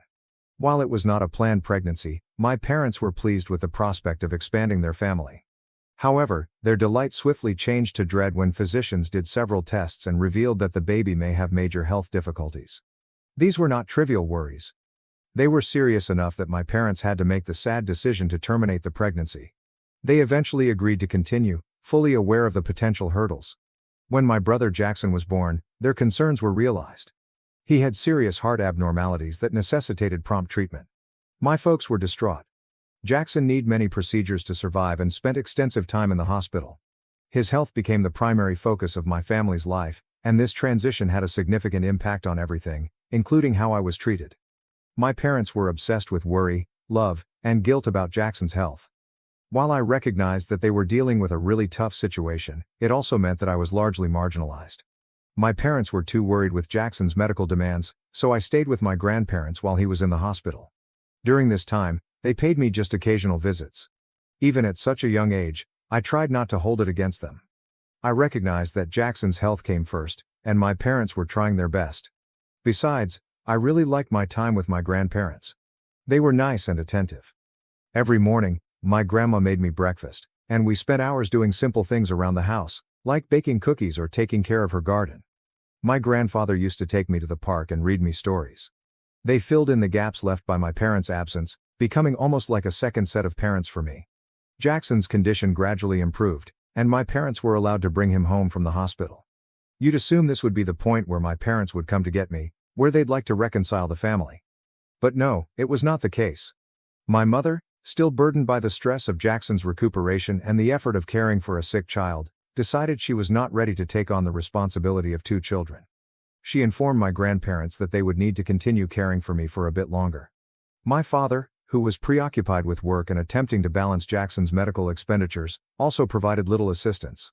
My grandparents, who genuinely enjoyed having me around, didn't say anything when my parents opted to leave me with them for a longer period of time.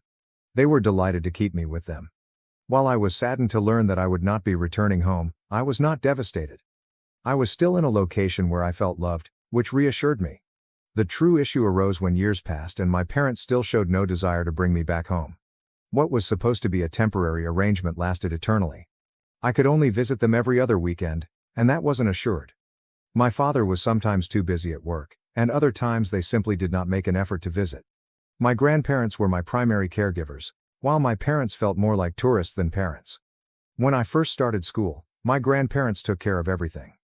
They dropped me off in the morning, picked me up in the afternoon, and were there from the moment I awoke until I was tucked into bed. They made sure I got my school materials, assisted me with my homework, and kept me healthy. In contrast, my parents never checked on me. They didn't care if I went to school every day or how well I did academically. If I was sick, my grandparents would look after me. My grandparents seemed to have taken on all of my parents' obligations. When my parents came to visit, they only talked about Jackson. They would tell my grandparents how amazing Jackson was, how brave he had been while recovering from his surgeries, and how far he had come. I don't think they ever asked my grandparents how I was doing, what was going on in my life, or how I felt. I started to feel totally invisible. I can't remember a single instance when my parents and I spent time together, just the three of us. There was no one-on-one time, and no attempt to repair any bond with me. It was always about Jackson. Then came the moment I'll never forget, Jackson's birthday celebration. My parents organized a great celebration for him because he was doing so well. They invited everyone, friends, family, and neighbors. My grandparents brought me along. Throughout the celebration, I couldn't get over my intense envy as I saw Jackson, so joyful, with my parents doting on him continuously. The entire celebration revolved around him, and while I understood it was his special day, I couldn't help but feel entirely excluded. I was a youngster as well, but my brother received all of the attention, love, and care that I craved. I'm not sure when or how, but the strong feelings of witnessing my parents around my younger brother surfaced. Before I knew it, I had broken into tears in front of everyone.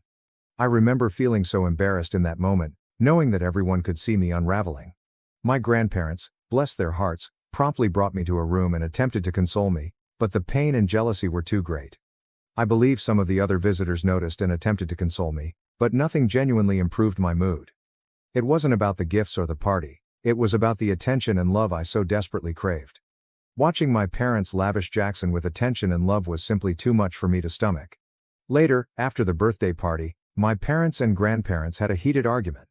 Apparently, my parents were embarrassed by my emotional outburst at the celebration. They thought it was foolish of me to cry in front of everyone, and they believed my actions had drawn unwanted attention to them. It wasn't simply that I was irritated, it had caused others to doubt my living circumstances. Guests began to question why I wasn't at home with my parents, why I was being raised by my grandparents, and if my parents were abandoning me. My parents were unhappy with the scrutiny and blamed me for forcing them to explain themselves. Following the disagreement, I made a decision. I would return home to live with my parents.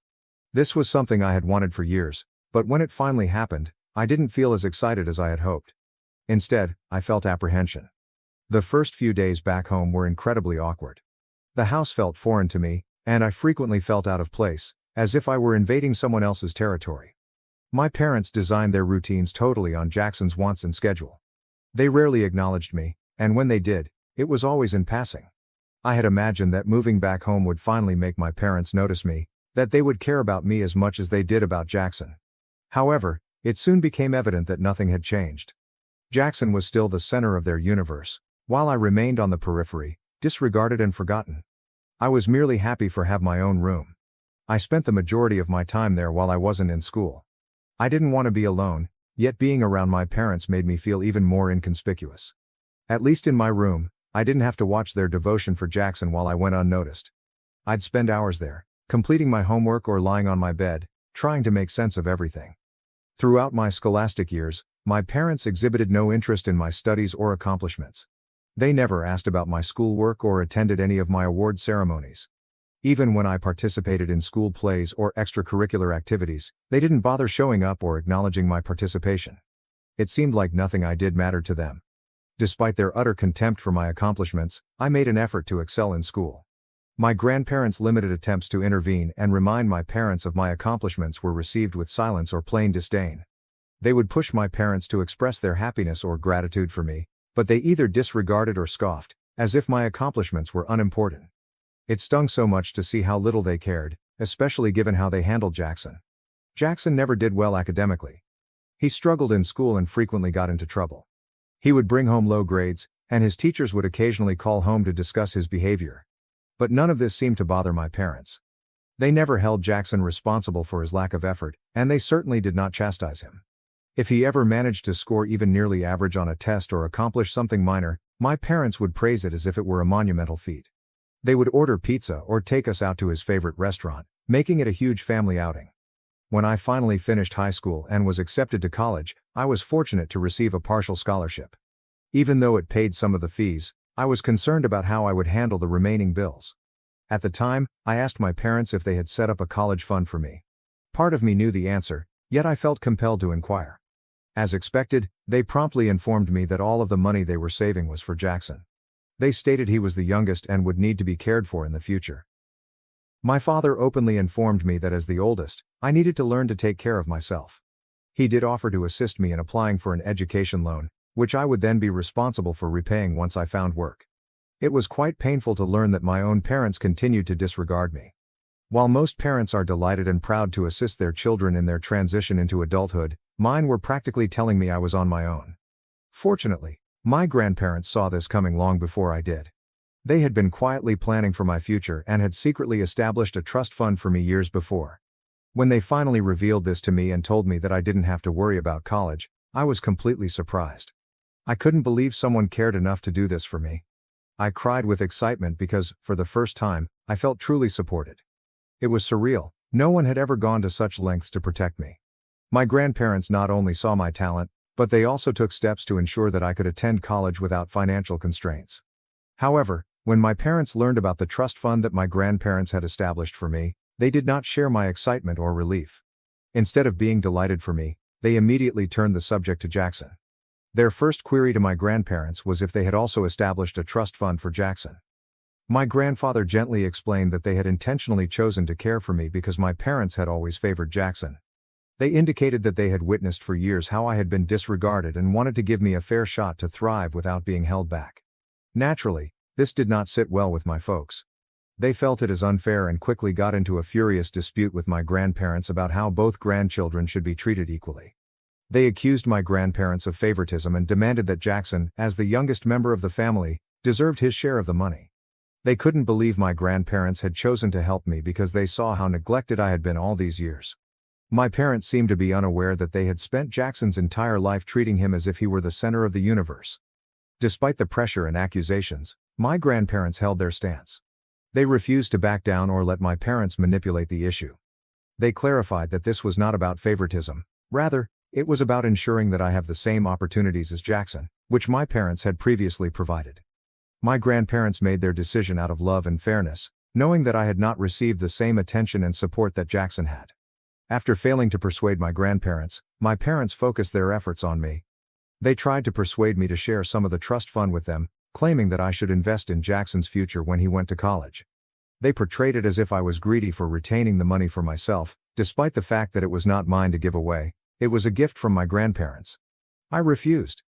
I informed them that it was not my obligation to care for Jackson's schooling, especially since they had always stated that their financial priority was with him. My parents were unhappy about my decision, but there was nothing they could do. For once, they did not have the upper hand. I wasn't going to give away what had been given to me out of love and care because they thought Jackson deserved it all. It was a heartbreaking realization that even in this situation, my parents could not be happy for me. But it was also powerful because I understood I needed to stand up for myself, even if it meant defying my parents. As a result, my connection with my parents deteriorated significantly after I departed for college. They cut off practically all touch with me, convinced that what I had done was selfish toward my brother. Jackson and I had never been close. He was content being the preferred child, and with me out of the house, he didn't have to compete for our parents' attention. He never contacted or visited me when I was at college. While it was unsurprising, it still stung. My grandparents were the only ones that actually cared and remained in my life. They were my emotional support system, always checking in on me, encouraging me, and ensuring I didn't feel completely abandoned.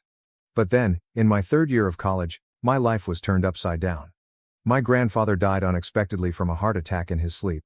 His death left me shattered. It was, without a doubt, the darkest period of my life. I spent several days with my grandmother while we mourned together. It was a devastating loss for both of us. My grandfather had been a father figure to me in every manner that mattered, and losing him created a void in my heart. During this hard time, something unexpected happened. I bonded with my parents and Jackson. My grandfather's death shook all of us, and for the first time in years, we found ourselves connecting over our shared sadness. Despite my many unresolved issues for my parents, something about the incident brought us closer. For a brief moment, it felt as if the barriers between us had fallen. My grandfather had even left a letter for my mother. In it, he begged her to stop ignoring me and to care for both of her children, not just Jackson. He reminded her of the value of family and how she couldn't afford to continue treating one child better than the other for all these years. I guess something changed after that. Perhaps for the first time, my parents appeared to be genuinely sorry for how they had treated me. They slowly began to make an effort to reconnect.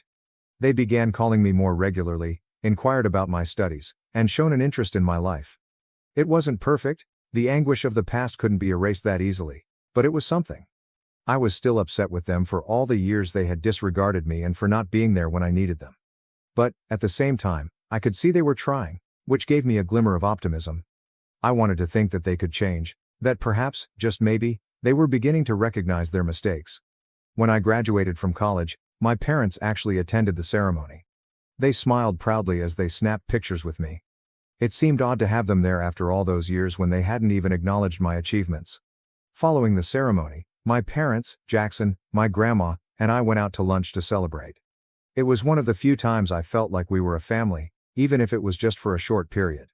For once, I wasn't invisible to them, and that simple act of recognition meant more to me than words could describe. This year, after securing my first true high-paying job and earning my first big salary, I wanted to do something special to commemorate the occasion. I thought, why not share this moment with my family? I hadn't spent much time with my parents growing up, so I wanted to surprise them with something meaningful, a cruise excursion. Only the three of us. There were no distractions or obligations, simply quality time together to compensate for what we had missed over the years. Deep down, I knew I desired their attention, even after all these years of feeling overlooked. As for Jackson, I intended to get him something nice later so he wouldn't feel excluded. I wanted the cruise trip to be a surprise for my parents, so instead of notifying them over the phone, I made a reservation at a fine, costly restaurant where we could eat and celebrate. When I called to invite my parents, they appeared excited, even thrilled, to visit the restaurant. They promised to be there on time. But, when I arrived at the restaurant on time, my parents were unable to be seen. At first, I attempted to give them the benefit of doubt. Perhaps they were stuck in traffic or running a little late. However, after around 15, 20, and 30 minutes, I began to feel worried. I contacted them several times, and they did not answer until the sixth call. My father casually remarked that they were finishing up some last-minute errands and will be at the restaurant soon. Annoyed but hopeful, I remained at the table, waiting for them. The waiter kept coming by, asking if the rest of my group had come, and I became increasingly humiliated with each passing minute. I didn't want to look like I'd been stood up in a fine restaurant.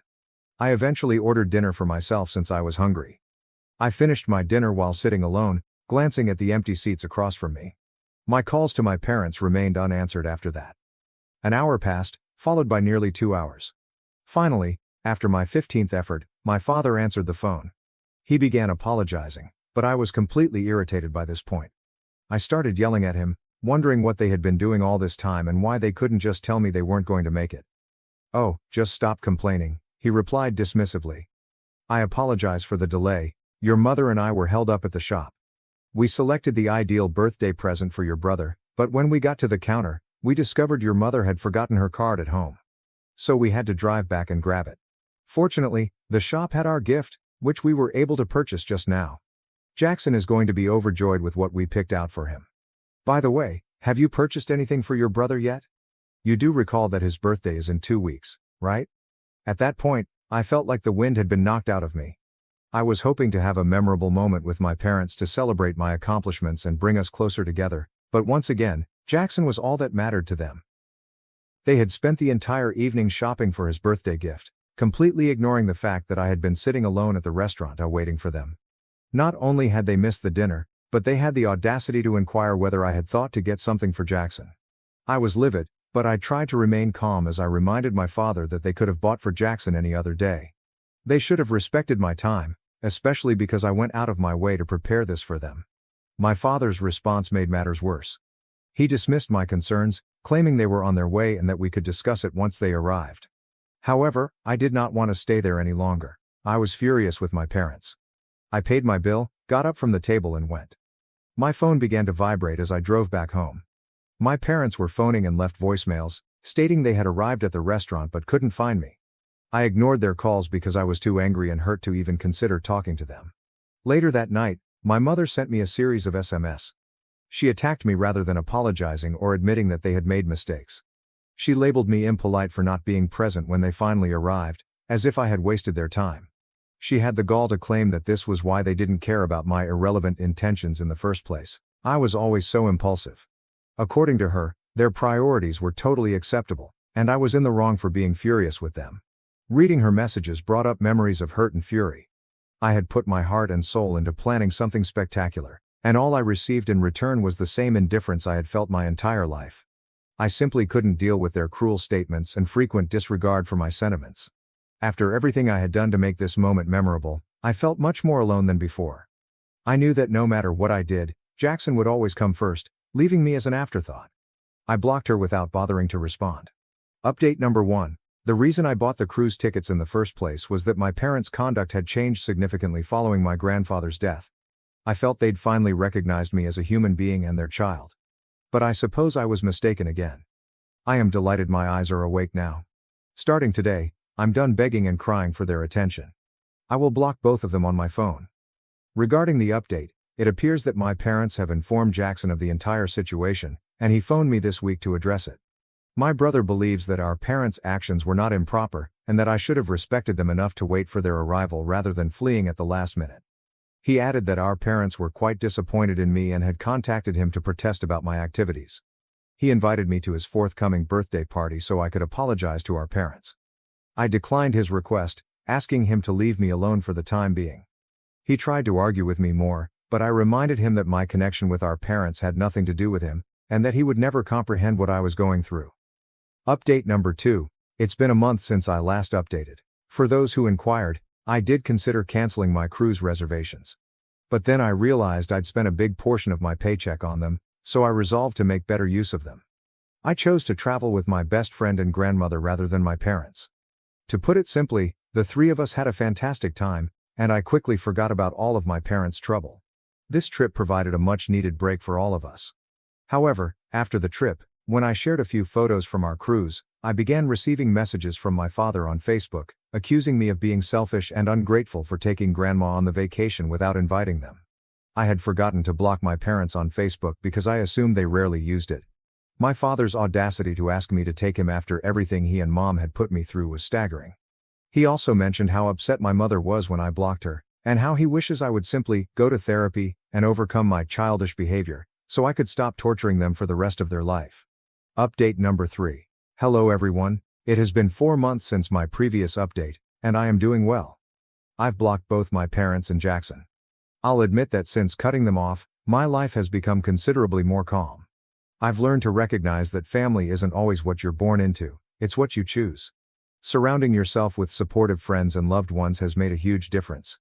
My grandmother and I still have a terrific relationship, and I want to take her on additional vacations in the future. Now to the next story 8. My stepmom forced my dad to make me break up with my girlfriend for my brother. I moved out. Years later, he blamed me for ruining his life. I, 32 male, have had no contact with my father's family in the past 12 years, and it all starts from his remarriage.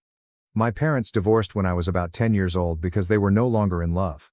At the age of 32, I understand what that means, but as a child, I was astonished and devastated. As a result, I frequently lashed out at my parents, and we attended family counseling together. However, it just felt like my mother was trying to comprehend my point of view, whereas my father had a strong attitude of simply accepting life as it comes to you.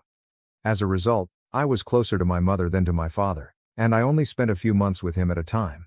However, when I was 14, my mother died in an accident, forcing me to move in with my father. Those were arguably the saddest days of my life, made worse by the fact that I was essentially the only one grieving. My father had been dating Beth, 49 female, for a few years, and they had become engaged around the same time my mother died. My father placed his future with Beth over my mother and their shared history, so he never showed any symptoms of sadness or grief. This made me feel even more alienated as an adolescent. Beth was also a handful at this time. Because I was an unexpected guest in their home, she expected me to follow her rules and even attempted to take over as a maternal figure. I was plainly reluctant to do this because she couldn't possibly replace my mother in a few months. Worse, she has always favored her prior relationship's son, Josh, 30 male. In true overbearing parent manners, she attempted to meddle, getting him a better spot on the football team, a bigger role in the school play, and so on. To his credit, Josh typically called his mother up on this behavior, but she continued to act like a smother regardless. And no matter how outraged he became by her actions, he still benefited from her string pulling. So my teen years were difficult, dealing with the death of my mother, my whipped father who never said anything negative about Beth, and a distant stepbrother who was always a little awkward around me. All I knew was that I needed to keep my head down and get out after college. I ended up attending UNC, which was in my home state, and to save money, I remained with my father and his family. This was something Dad and Beth had agreed on, and I wasn't freeloading. I paid a little rent and helped with food. However, things became really tense when I began dating this girl, Laura, 31 female, during my college years. I used to bring her home frequently, present her to the family, and it was obvious that Josh had feelings for her. I didn't like it and warned him in private to quit behaving creepy about Laura, but it was clear he still felt for her. At first, I assumed it was just a crush that would pass. But this guy had fallen hard. He was dropping grades in school, messing up his SAT prep, and acting like a lovesick puppy in general. To be honest, it was not my problem. I had attempted to be the responsible elder brother by not calling my girlfriend over, gritting my teeth about the fact that he was infatuated with her and making no attempt to hide it. He didn't understand it, and he probably didn't want to. According to what I know now, Beth had checked in with her son owing to his strange conduct, and he had poured all his girl woes to her. Beth, after some mental acrobatics of her own, decided that I was too responsible for Josh's condition and instructed my father to present an ultimatum. My father sat me down one day and told me, "Son, we had agreed that you would stay with us during your college years, but something has come up. Beth and I believe you are diverting Josh with your hobbies and the friends you invite over. As a result, we need to reach a new agreement." When I heard this from him, I was perplexed. Without knowing the context, I assumed he was talking to my friends who occasionally came over to play Wii games with me, or that I was playing music too loudly at night.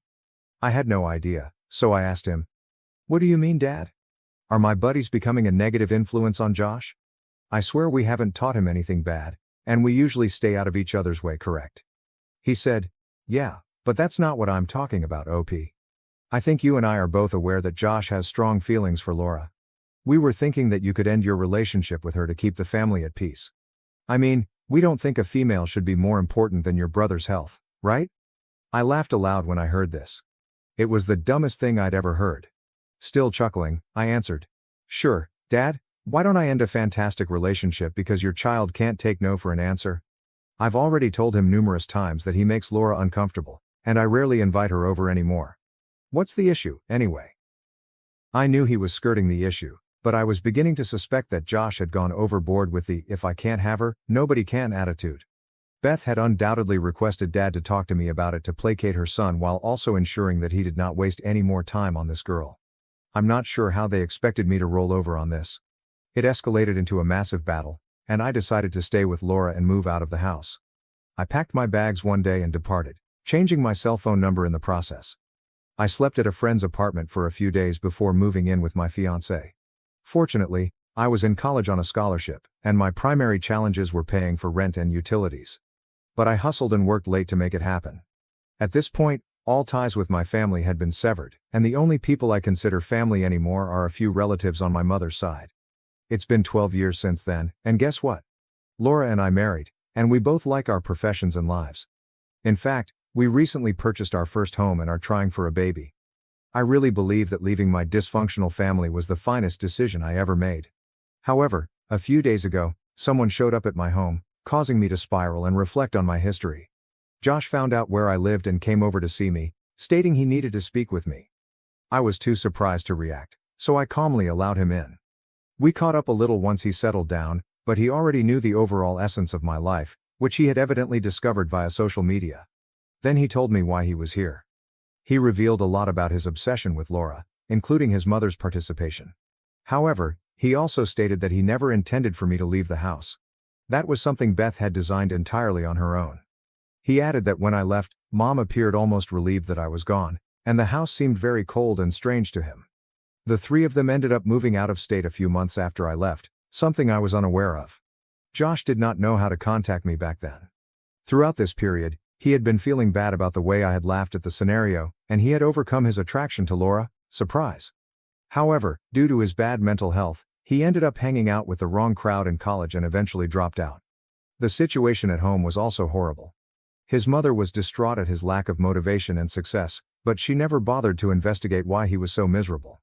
This eventually forced him to leave the house after 10 years, and he has been wandering from place to place ever since, performing odd jobs and hitchhiking. He approached me and asked if I could help him settle in this area, perhaps by getting him a foot in the door at the place where I work. This would be difficult for someone without a degree or other qualifications, as I said clearly. But Josh insisted that I owe him this for abandoning him with our terrible family. He maintained that despite our distance, we were still brothers. He left about an hour ago as I write this, and I am conflicted. I don't believe I owe him anything, yet it's awful to watch him like this. I spoke with Laura about it, and she would want to maintain no contact, NC, with all members of my family, including Josh, but she believes we should support him in some manner. Will I be the a-hole, WWEBTA, if I stop engaging with my stepbrother? Update 1. Based on feedback, I believe it's better to provide Josh with temporary housing and encourage him to look for work on his own. I'm not sure if we'll ever have a meaningful friendship, but you're right, I don't owe him anything for his own mental suffering. I did what was best for myself. Update 2. After a few months, Josh is doing well in our town. He has changed dramatically from who he was previously and has begun working as a junior manager at the local Walmart. The money we gave him has been beneficial, and he is attending night school to earn a degree. To be honest, seeing him now makes me want to be more engaged in his life, but I can't get over the notion that he believes I owe him something for moving out and making him feel terrible. I discussed it with my relatives, and they proposed confronting him. Update 3. I spoke with Josh why he shouldn't expect anything from me. However, I believe he has matured into a fine man who deserves my love. It took him some time to realize the nuances, but he eventually apologized for the unfair load and expressed gratitude for the support. Laura has also softened her feelings against him as he privately apologized for his previous suspicious behavior. I suppose he'll be welcome in our home from now on. I can't say the same for his mother and father, LOL, we both despise them. Not the a-hole, NTA, but in my opinion, neither is Josh right now. Yes, he was fascinated with Laura, but Beth is the actual a-hole for allowing such behavior. NTA, but I would still be cautious with your brother, not because he is doing anything wrong, but because both of you must work together to process the trauma of your narcissistic parents. I also feel like someone like Beth is difficult to cut off. So, is Josh in no contact, NC, with them right now? Now to the next story 9. My best friend's baby shower turned into a nightmare when she announced that my husband was the father. What happened next shocked everyone. Yesterday, my husband, 32M, and I, 30F, went to my best friend Sarah's, 30F, baby shower.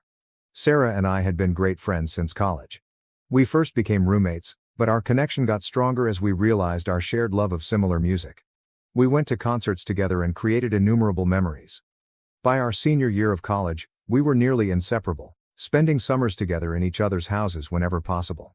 After finishing our schooling, we pursued separate vocations. While I landed a highly sought-after position at a prestigious law firm, my ideal job, Sarah was unsure whether she wanted regular employment. Instead, she chose to look into social media as a source of income. Despite our dramatically different schedules, we made it a point to set aside weekends for each other. We always made time to connect, whether it was on a hike, at a new restaurant, out for drinks, or just staying home to watch movies. I first met Michael on one of our girls' evenings out. He was at his friend's bachelor celebration, and the moment I saw him, I knew he was the one for me. Although we often dispute over who fell in love first, the truth is that we both fell profoundly in love that same night. Fortunately, we've been blissfully married for 5 years, and it's been nothing short of ideal. I often tell Sarah how grateful I am that she invited me to the pub that night. Otherwise, I would not have met my beautiful spouse. Sarah was unmarried for a few years following my marriage before meeting her current spouse, Mark, and celebrating their second anniversary this year. 3 months ago, Sarah announced that she was pregnant, and I was overjoyed. I couldn't wait to watch my closest friend begin this new chapter in her life and hold her baby shortly. I was honored when Sarah entrusted me with organizing her baby shower because I would be the baby's godmother. After exploring numerous themes, we settled on yellow, Sarah's favorite hue. Throughout the planning process, I maintained regular contact with the caterer to ensure that everything was in order and that the cake arrived on schedule. As fate would have it, I had previously worked with the caterer for my brother's wedding, so it was easy to work with her again. On the day of the shower, we arrived early to ensure that everything was great. Mark met us at the door and informed us that Sarah was still getting ready. While setting up, I discovered that the cake was not centered on the table as Sarah requested, so I corrected it. Soon after, the visitors began to arrive, and I was delighted to see several of our old college pals. We hadn't seen one another in years, so we used the chance to catch up and discuss critical life updates. Sarah entered the room wearing a bright yellow outfit that matched her baby shower theme. Everyone congratulated her, and she smiled radiantly. As the ceremony progressed, we all sat down to eat a great lunch. Everything looked to be going well until Sarah called everyone's attention. She stood up and thanked us for attending her baby shower.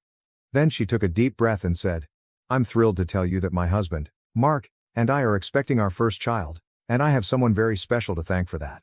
Mark looked at Sarah with a bewildered expression, trying to figure out what was going on. Then, pointing directly at my husband, "Michael," she exclaimed. "Everyone, I'd like to introduce the father of our baby." I nearly choked on my dinner. The room was silent, and I could see everyone was surprised and unsure how to respond. My mind raced to make sense of what was going on. My husband, who dislikes attention and prefers to keep to himself, grabbed my hand hard under the table. I turned to look at him, and he seemed as perplexed as I was. All eyes were on us in an uncomfortable and awkward quiet. I looked to Sarah, looking for an answer. Just to give you some context, my husband and I have been trying to conceive for years with no success.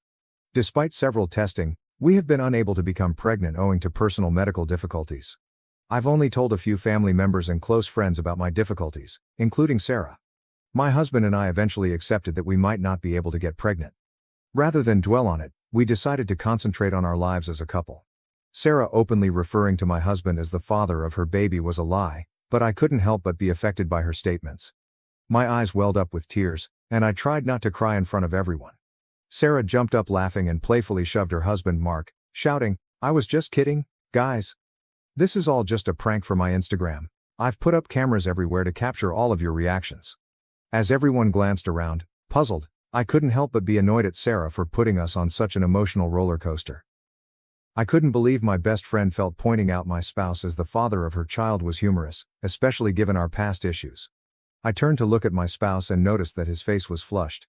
He was still holding my hands, and I could sense he was ashamed at the time. Although a few visitors laughed nervously, the room was generally uncomfortable. I noted that Sarah's husband, Mark, did not join in the laughs. He appeared upset rather than amused, and even apologized to my husband. Mark and my husband had grown to be close friends over the years, and I believe he felt sorry for us at the time. I did not want to face Sarah right away and ruin her baby shower. As she continued with the festivities, I attempted to shake the dread that had crept in, but it persisted. After lunch, we played a few games before opening all the gifts. Sarah was the only one who appeared to be having fun, conversing with people and shooting images for social media. My husband had previously informed me privately that he intended to leave after the awful meal, but I urged him to stay. I didn't want the visitors to notice us leaving unexpectedly, so I told him I'd talk to Sarah about it later. I guess Mark, too, was uncomfortable continuing with the celebration since he immediately stood up with an angry expression. He asked Sarah if they could go outside for a bit, and I knew something was about to happen. We could all see and hear them plainly as they spoke, and it was clear that Sarah's joke had made the atmosphere in the room uncomfortable. I observed as their talk heated up, and Mark's motions became increasingly impassioned by the minute. Mark's voice increased, and his comments echoed across the room. "I can't believe you would do something like this. They are our closest friends, and this is not just a harmless prank. You made a mockery of our baby shower and humiliated me in front of everyone." Sarah kept saying she thought it was a harmless prank, but Mark was having none of it. He sternly advised her to grow up and stop making insensitive comments, especially since they were celebrating the birth of their child. The room had become uncomfortably silent. We could all hear their words plainly. My husband couldn't stand it any longer, so he got up and went, saying he'd wait for me in the car. Although my heart grieved for my friend, I recognized how hurt my husband was and could not blame him for leaving. Mark must have recognized the gravity of Sarah's actions as he watched my husband walk out. He glanced at Sarah and responded, "I'm done. I'm done with your immaturity. We're done. I will love this child, but I can't be with you for 1 second longer." When Sarah heard this, she burst into tears, and Mark departed the gathering. We all glanced at each other in surprise, unsure how to respond. My heart ached for my dearest buddy, but I knew my husband needed me more at the time. I did not want to approach Sarah after her painful chat with Mark, so I too left the baby shower without saying goodbye. When I arrived home, I noticed how upset my husband was. We couldn't believe Sarah had pulled such a nasty hoax on us. That evening, Mark texted us an apology, stating he had no idea she would perform such a hoax for a video and was sorry for all we had been through. We were delighted he reached out because we didn't want to have any ill will toward him and fully understood his point of view. Unfortunately, I awoke today to multiple messages from Sarah. She said that she pulled the prank out of stress from her pregnancy and simply wanted to make a viral video for her Instagram. She stated she didn't understand why we were unhappy and wondered why I left without saying goodbye. Then she requested me to meet her today so that I could take her to her gynecologist visit. Starting to get upset again, I told her that I didn't find her joke amusing at all. I told her that what she did was rude and had made both my husband and me very uncomfortable. I also informed her that I needed some time away from her and would be unable to accompany her to her appointment that day. Sarah retaliated by labeling me a shitty friend for abandoning her at such a vulnerable moment. This message truly bothered me. I couldn't believe she'd say something like that just because I needed space. When I told my husband about Sarah's message, he was just as outraged as I was. He urged that we avoid interacting with her until she comprehended the gravity of her conduct. I decided to send Sarah one final message, informing her that I would not be speaking with her until she apologized to both me and my husband for what she had done. I also made it plain that if she attempted to upload the prank film, I would take legal action against her. Rather than apologize, Sarah stated that she did not believe she had done anything wrong. She even suggested that I was jealous of her due to her pregnancy. When I read her response, I couldn't believe my eyes. This woman, who had been my best friend for over a decade, assumed I was jealous of her, despite the fact that I had gone above and beyond to provide her with the ultimate baby shower. Sarah assured me she would not be uploading the film, but she insisted that I put my sentiments aside and assist her at this difficult time. She stated that her husband hadn't returned home the night before and that she needed me more than before.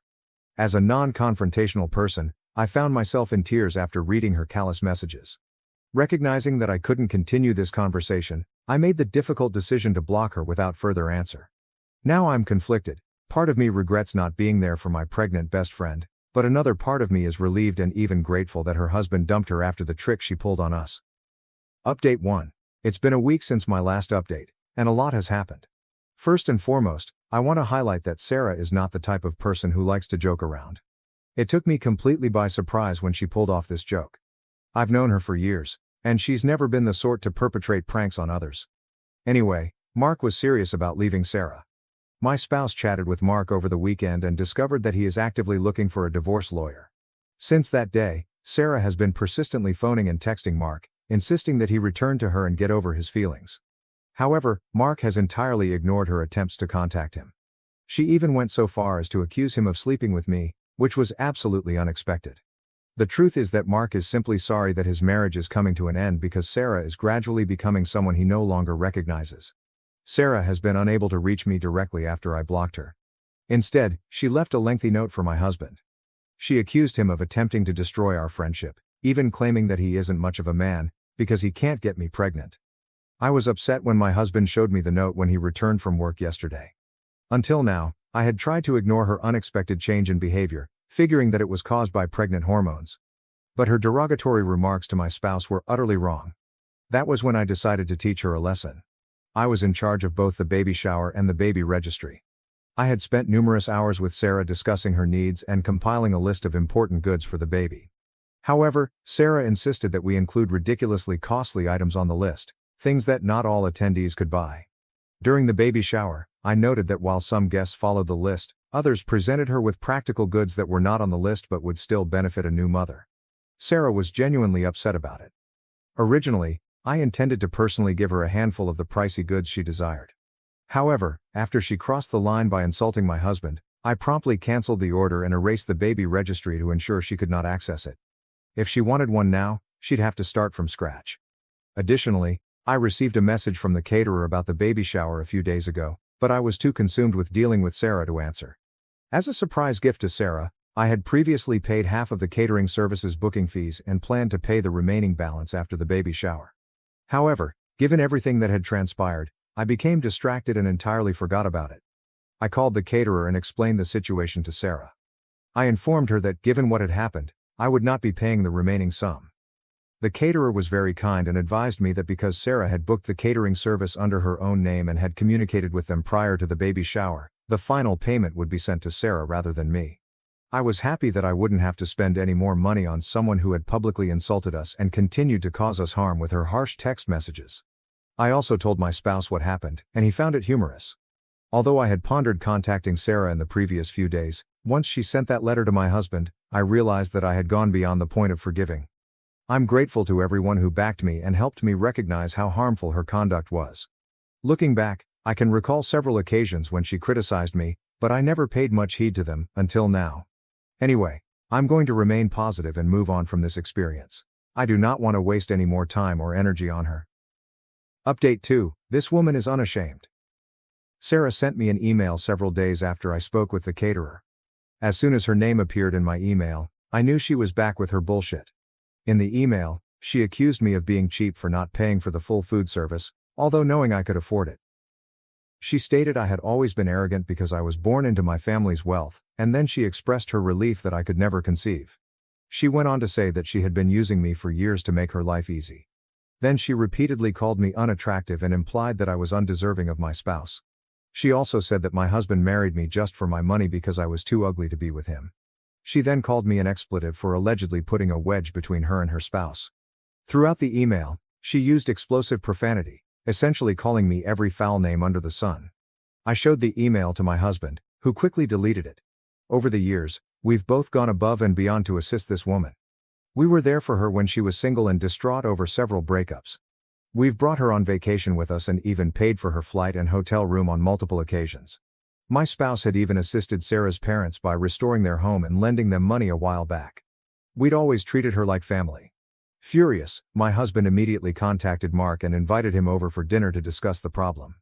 When Mark came, we handed him the email, and his expression was utter contempt. He then gave us text conversations from Sarah, in which she used similar profanity and even accused him of cheating. We were deeply shocked by the gravity of the charge, as it was not something to be simply flung around or uttered in anger toward one's spouse.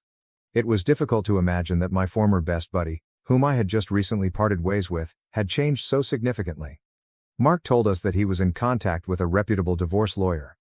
According to his lawyer's advice, he never responded to Sarah's texts, no matter how insane or cruel they were, and instead saved screenshots of everything she sent him. He also photographed the email she had sent me so he could show it to his lawyer. Since I wrote the original article, I've had a few DMs from folks who are concerned about Sarah, presuming she has neurological abnormalities as a result of her rapid change in behavior. I'd like to add that she's always had temper issues. Even while we were in college, I saw her lose her temper and use profanity toward others, even in public. Though I really doubt this is a medical issue, my husband and I will nevertheless contact her parents about the situation. We want to tell them everything and show them all of the messages and emails she has sent us. If they believe there is something wrong with her after that, it is their responsibility to take her for a medical checkup. Despite everything, I do not intend to unblock her or answer her email. I have gone above and above for this woman, and for her to continue mistreating, belittling, and disrespecting me is beyond disappointing. I intend to put this experience behind me and focus on enjoying life with my spouse and our dogs. The last few months have been a roller coaster of emotions, to say the least. I hope everyone is having a good start to the new year, just as my husband and I are. We're here in the Maldives, taking a much-needed break from our hectic careers. Given the events of the past year, we decided to take a break from work and unwind. So far, we've spent our days relaxing on the beach and sipping cool cocktails at the resort. Update. Several of you have requested an update, and as expected, Mark and Sarah have officially split. The court case was heated, with Mark's lawyer providing evidence as well as their previously agreed upon premarital agreement. Despite Sarah's best efforts, she and her lawyer were unable to win the case. However, both parties have been instructed to develop a co-parenting plan in the best interests of their child. When we contacted Sarah's parents about her erratic conduct, we discovered that she needed to move back in with them. Apparently, due to her pregnancy and lack of proper work experience, she was unable to support herself for long using only social media. She had no choice but to return to her parents' residence. I also discovered from our mutual friends that after the disastrous baby shower, everyone quickly distanced themselves from her. Nobody wanted to become involved in her drama. Mark did not visit Sarah after filing for divorce until she went into labor. He stayed in the delivery room all night to witness the birth of their daughter. He has since devoted himself to caring for the baby, spending as much time with her as possible, and providing financial support as agreed upon. He still meets up with my husband on weekends, whether to play golf or have drinks in the evening. Sarah was forced to pay the remaining bill for the baby shower caterer after he threatened legal action. Sarah has sent me several emails in which she blames me for her life's circumstances. Despite her parents subjecting her to numerous medical tests, she is completely healthy. As a result, there is no excuse for her immature behavior. Hopefully, for the sake of her daughter, she will strive to change and become a better person in the future. My husband and I did not let this situation affect our happy and healthy marriage. We moved on from it within a month and concentrated on our personal and professional lives. We still go on Sunday dates, just like when we first started dating. When I look at my husband, I still feel the same excitement and appreciation that I did when we first met. I'm grateful to be spending my life with him. I'd also like to express my sympathy to all of the couples who have expressed their difficulties with infertility. I want you to know that it's perfectly fine, life takes its own course, and we must trust the journey. If you genuinely love your partner, there are numerous other ways to become parents. However, my husband and I are content with each other's company and have decided to spend the rest of our lives happily together. Now to the next story 10. My girlfriend wanted an open relationship. So I watched her drift away, found comfort in her best friend, and took control of my own happiness. Hey Reddit, I never thought I'd post about relationships, but I need to vent and maybe get some help. At 28, male, I thought my relationship with Sophie, 27, female, was secure until recently. After 3 years dating and 2 years living together, everything was great. Like I was covertly checking for engagement diamonds on my lunch break. Super normal story. Common friends introduced us at a board game night. She smiled at my stupid jokes, I enjoyed her Monopoly competitiveness, and we clicked. After dating for a year, it was natural to share an apartment as we were always at each other's houses. Our routines, you know? Sunday morning pancakes, park walks after work, watching her favorite dreadful reality shows while I play phone games, normal couple stuff. Sophie is a marketer, I handle building projects. Our families get along, we have wonderful careers, and friends. My mom adores her. Her dad regularly invites me to football games. We were that couple that gave others hope in relationships. Yeah. It sounds familiar now. Everything was normal until Tuesday. Dinner was served. Sophie was talking about a work project while I was eating my sandwich when she said, "Hey, what would you think about trying an open relationship?" I froze mid-bite, fork halfway to mouth. I assumed I misheard her, but she kept talking. She told me she had been reading about it online, that many couples were trying it, and that it may help us grow and strengthen our relationship. I asked, "Is there someone specific you want to date?" Because that was my initial instinct. Open relationships are only discussed when someone has someone in mind, right? Sophie became defensive. No, it's not about anyone else, I just think it would be good for us to explore ourselves more. We're still young, and I don't want us to wake up in 10 years wondering what we missed out on. Sitting there, I tried to understand what was happening. When a waitress smiled too much at me, this girl became upset. Her new dating advice is like proposing we try a different restaurant. I asked, "Have you been feeling unhappy?" In case I missed something, maybe I should have noticed indications. "Not at all," she answered, taking my hand across the table. "I love you. I love us. This isn't about being unhappy, it's about making our relationship even better. Think about it, we could both have new experiences but still come home to each other. Lots of couples say it makes their connection stronger." Not knowing what to say. My thinking froze between confusion and panic. My appetite was gone. The food in front of me could have been cardboard. Sophie, however, spoke animatedly, almost glowing. She kept talking about norms, boundaries, communication. But I kept thinking, where is this coming from? However, yes. I said, "Okay." I realize this sounds weak. Not because I wanted to. Not because I believed. But her desire in her eyes and the way she leaned in, virtually screaming for my approval, showed she had already decided. Saying no was like closing a door she didn't want to. "Are you sure you're okay with this?" she questioned, wide-eyed and anxious, like she was offering me a choice. "We don't have to if you're not comfortable." I saw her desperate for my approval. I knew this wasn't a decision in the back of my head. Something was changing between us, like it or not. To find out what was going on, I had to play along. "No, it's fine," I nodded. "If you think it'll be good for us, we can try it." I entered something I didn't believe in, knowing I was losing her. She became thrilled and started talking about how we might set up dating app profiles together and how we should notify each other of upcoming dates, all of which she seemed to have already considered. I'm sitting there wondering, how long did she plan this? Rest of the night was odd. We watched TV as usual, but my mind raced. Sophie was cuddling with me on the couch, acting like everything was fine, like she hadn't just suggested changing our relationship. I kept wanting to return it and tell her I wasn't happy. I had no idea how. Every time I saw her browsing through her phone with a smile, I felt like I had made a big mistake. That night in bed, I couldn't sleep. Sophie lay cold next to me, serene, while I glanced at the ceiling, wondering what I had done. Part of me wanted to wake her awake and tell her I didn't want to share her. Some part of me was afraid. I was afraid she would do it or leave me if I said no. As I laid there, I reviewed our recent conversations to see if I missed any indications. Is she bored? Was I insufficient? Was someone else there?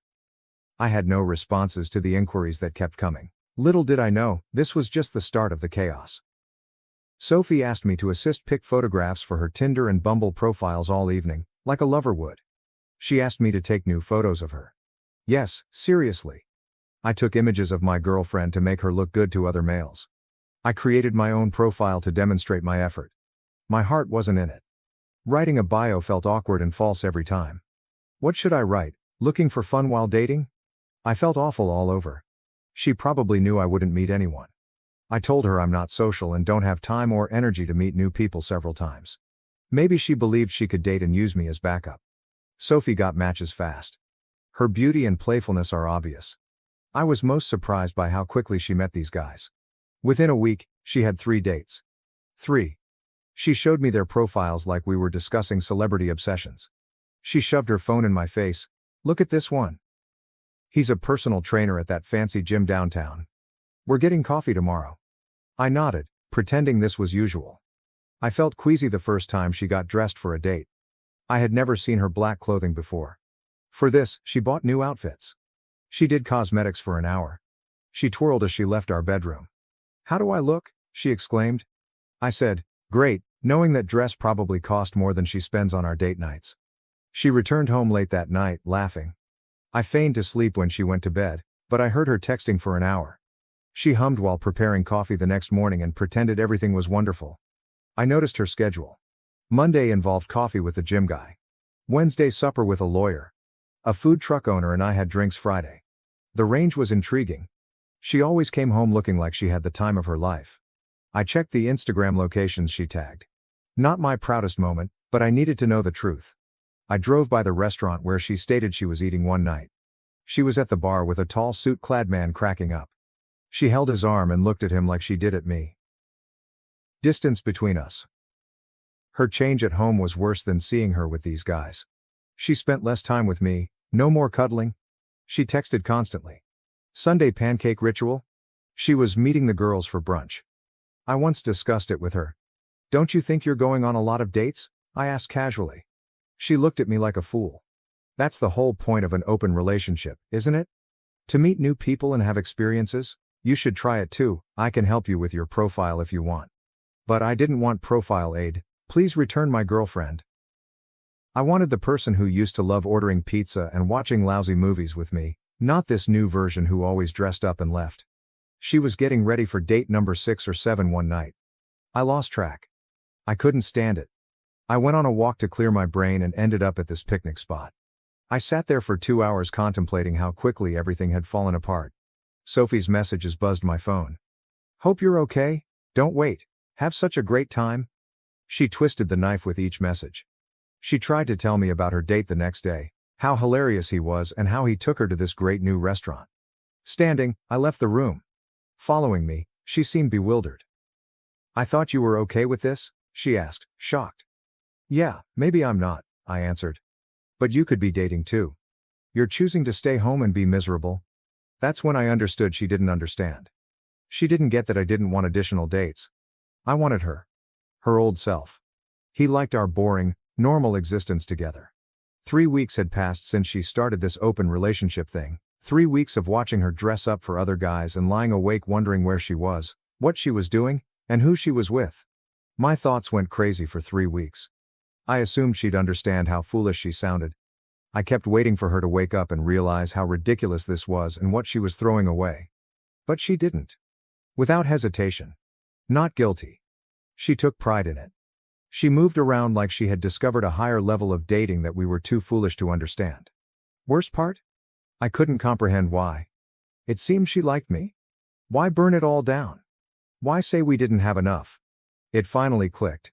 This was unfixable, no return. The end was irreversible.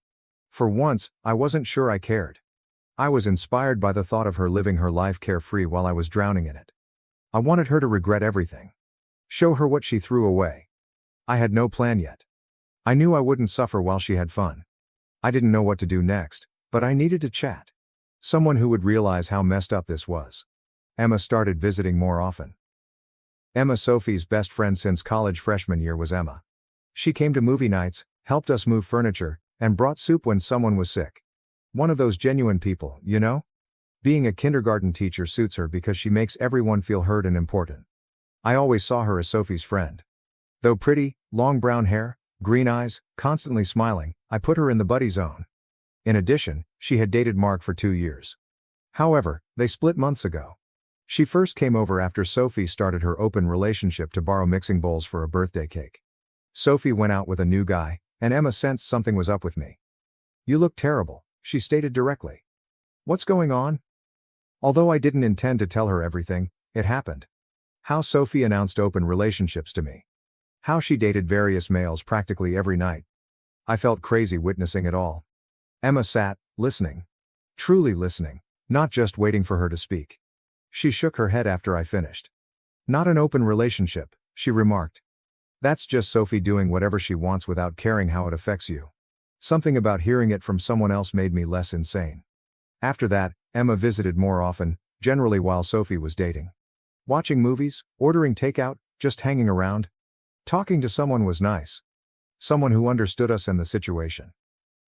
Confession: Emma appeared concerned one night after Sophie had been exploring for a month. I saw her fiddle with her jewelry when she was concerned. "I need to tell you something," she whispered from across the couch. "And it might make things weird, but I can't keep pretending." My stomach flipped strangely. Maybe I knew what was coming. "I've had feelings for you for a long time," she replied, holding her hands. "Like, since before you and Sophie even got together. But you were with her, and she's my best friend, so I never said anything. I started dating Mark hoping it would help me get over it, but," she replied. "It didn't work." I sat there trying to comprehend. Emma, kind, funny, lovely, had affections for me. How could I miss that? She assisted me in Sophie's gift selection. Sophie, who was undecided about a meaningful relationship with me. Sophie seldom texted to check in, but Emma made me homemade chicken soup when I was unwell. Was I blind the whole time? "You don't have to say anything," she said hurriedly. "I just needed you to know. Watching Sophie treat you like this, seeing how much it's hurting you, it's been killing me. You deserve better than this." I regarded her. Really regarded her. Her eyes shone in that modest green sweater. Her hair was in an easy sloppy bun that made her seem prettier. I was puzzled how I hadn't noticed before. Still, Sophie's actions haunted me. She believed I'd wait like a devoted idiot while she walked around with multiple guys. Like I was a safety net. Available whenever she was bored. It was her biggest error. She was out there doing what she wanted, assuming I'd be there when she returned. Nah. For me, that chapter ended. I no longer followed her rules. My game was personal. I shot my shot.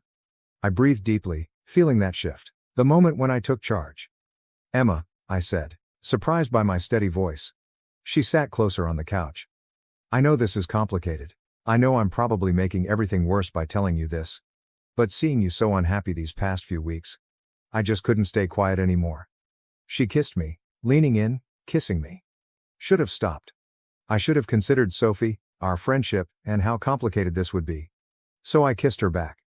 Not simply a kiss. We slept together. This was different. Emma noticed me. She liked me. She noticed my countenance shift, inquired what I was thinking, and cared. After resting in the dark, I processed it. This had gone far. How everything changed. Knowing I slept with my girlfriend's best friend. It should have felt like crossing a line. But all I could think about was how good that felt. This was no meaningless rebound, an impetuous mistake. She turned, raising herself on her elbow, looking at me. "What are we going to do?" she inquired quietly but steadily. Staring at the ceiling, I sighed. I should have replied. I should have felt guilt, conflict, etc. I only felt relief. After weeks of choking in Sophie's wreckage, I could breathe. I don't know, I said. Emma paused, then asked. I don't regret it. Do you? That insane thing? I didn't. Not even briefly. I saw things clearly for the first time since this open relationship tragedy began. Our demise wasn't my fault.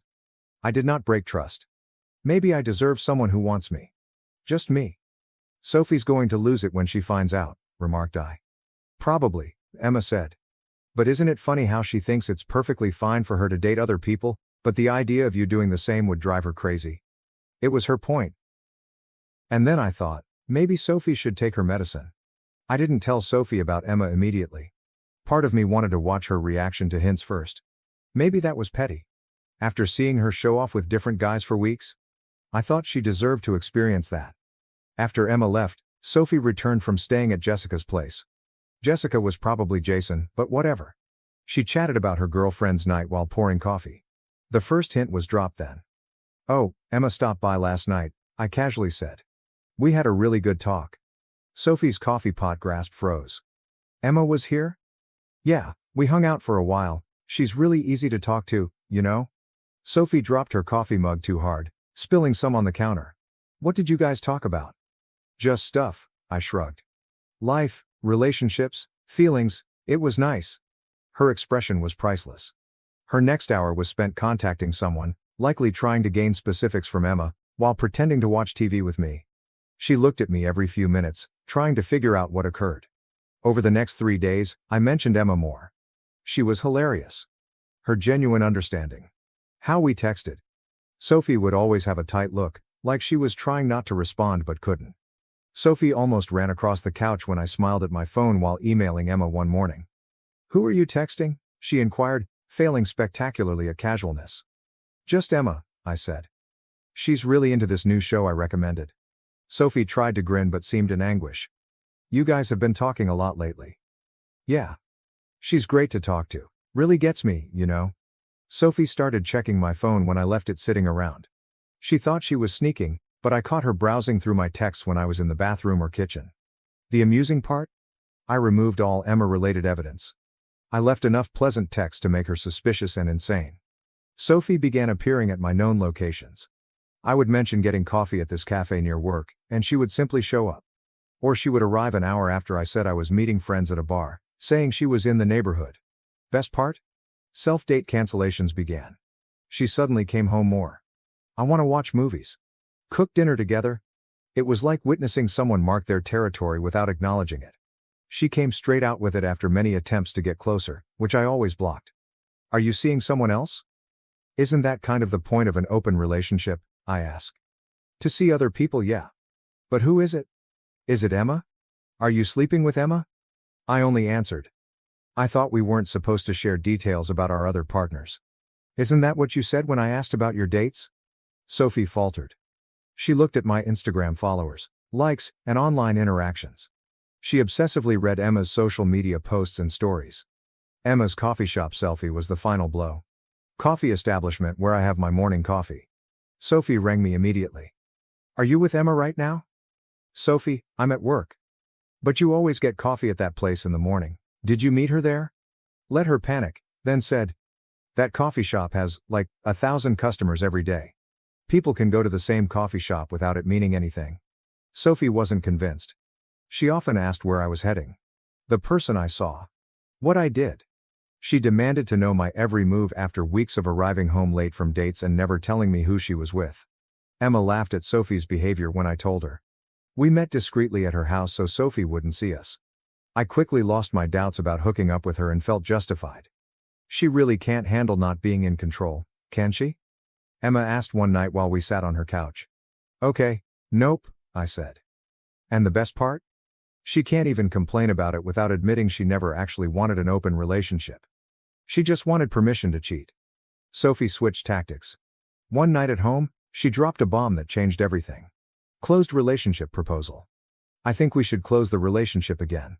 I saw Sophie sit on our couch, appearing serious and anxious, telling me we should focus on us again.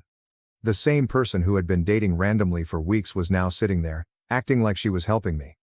I think we've explored enough, she murmured, taking my hand, pulling it away. We could go back to how things were before.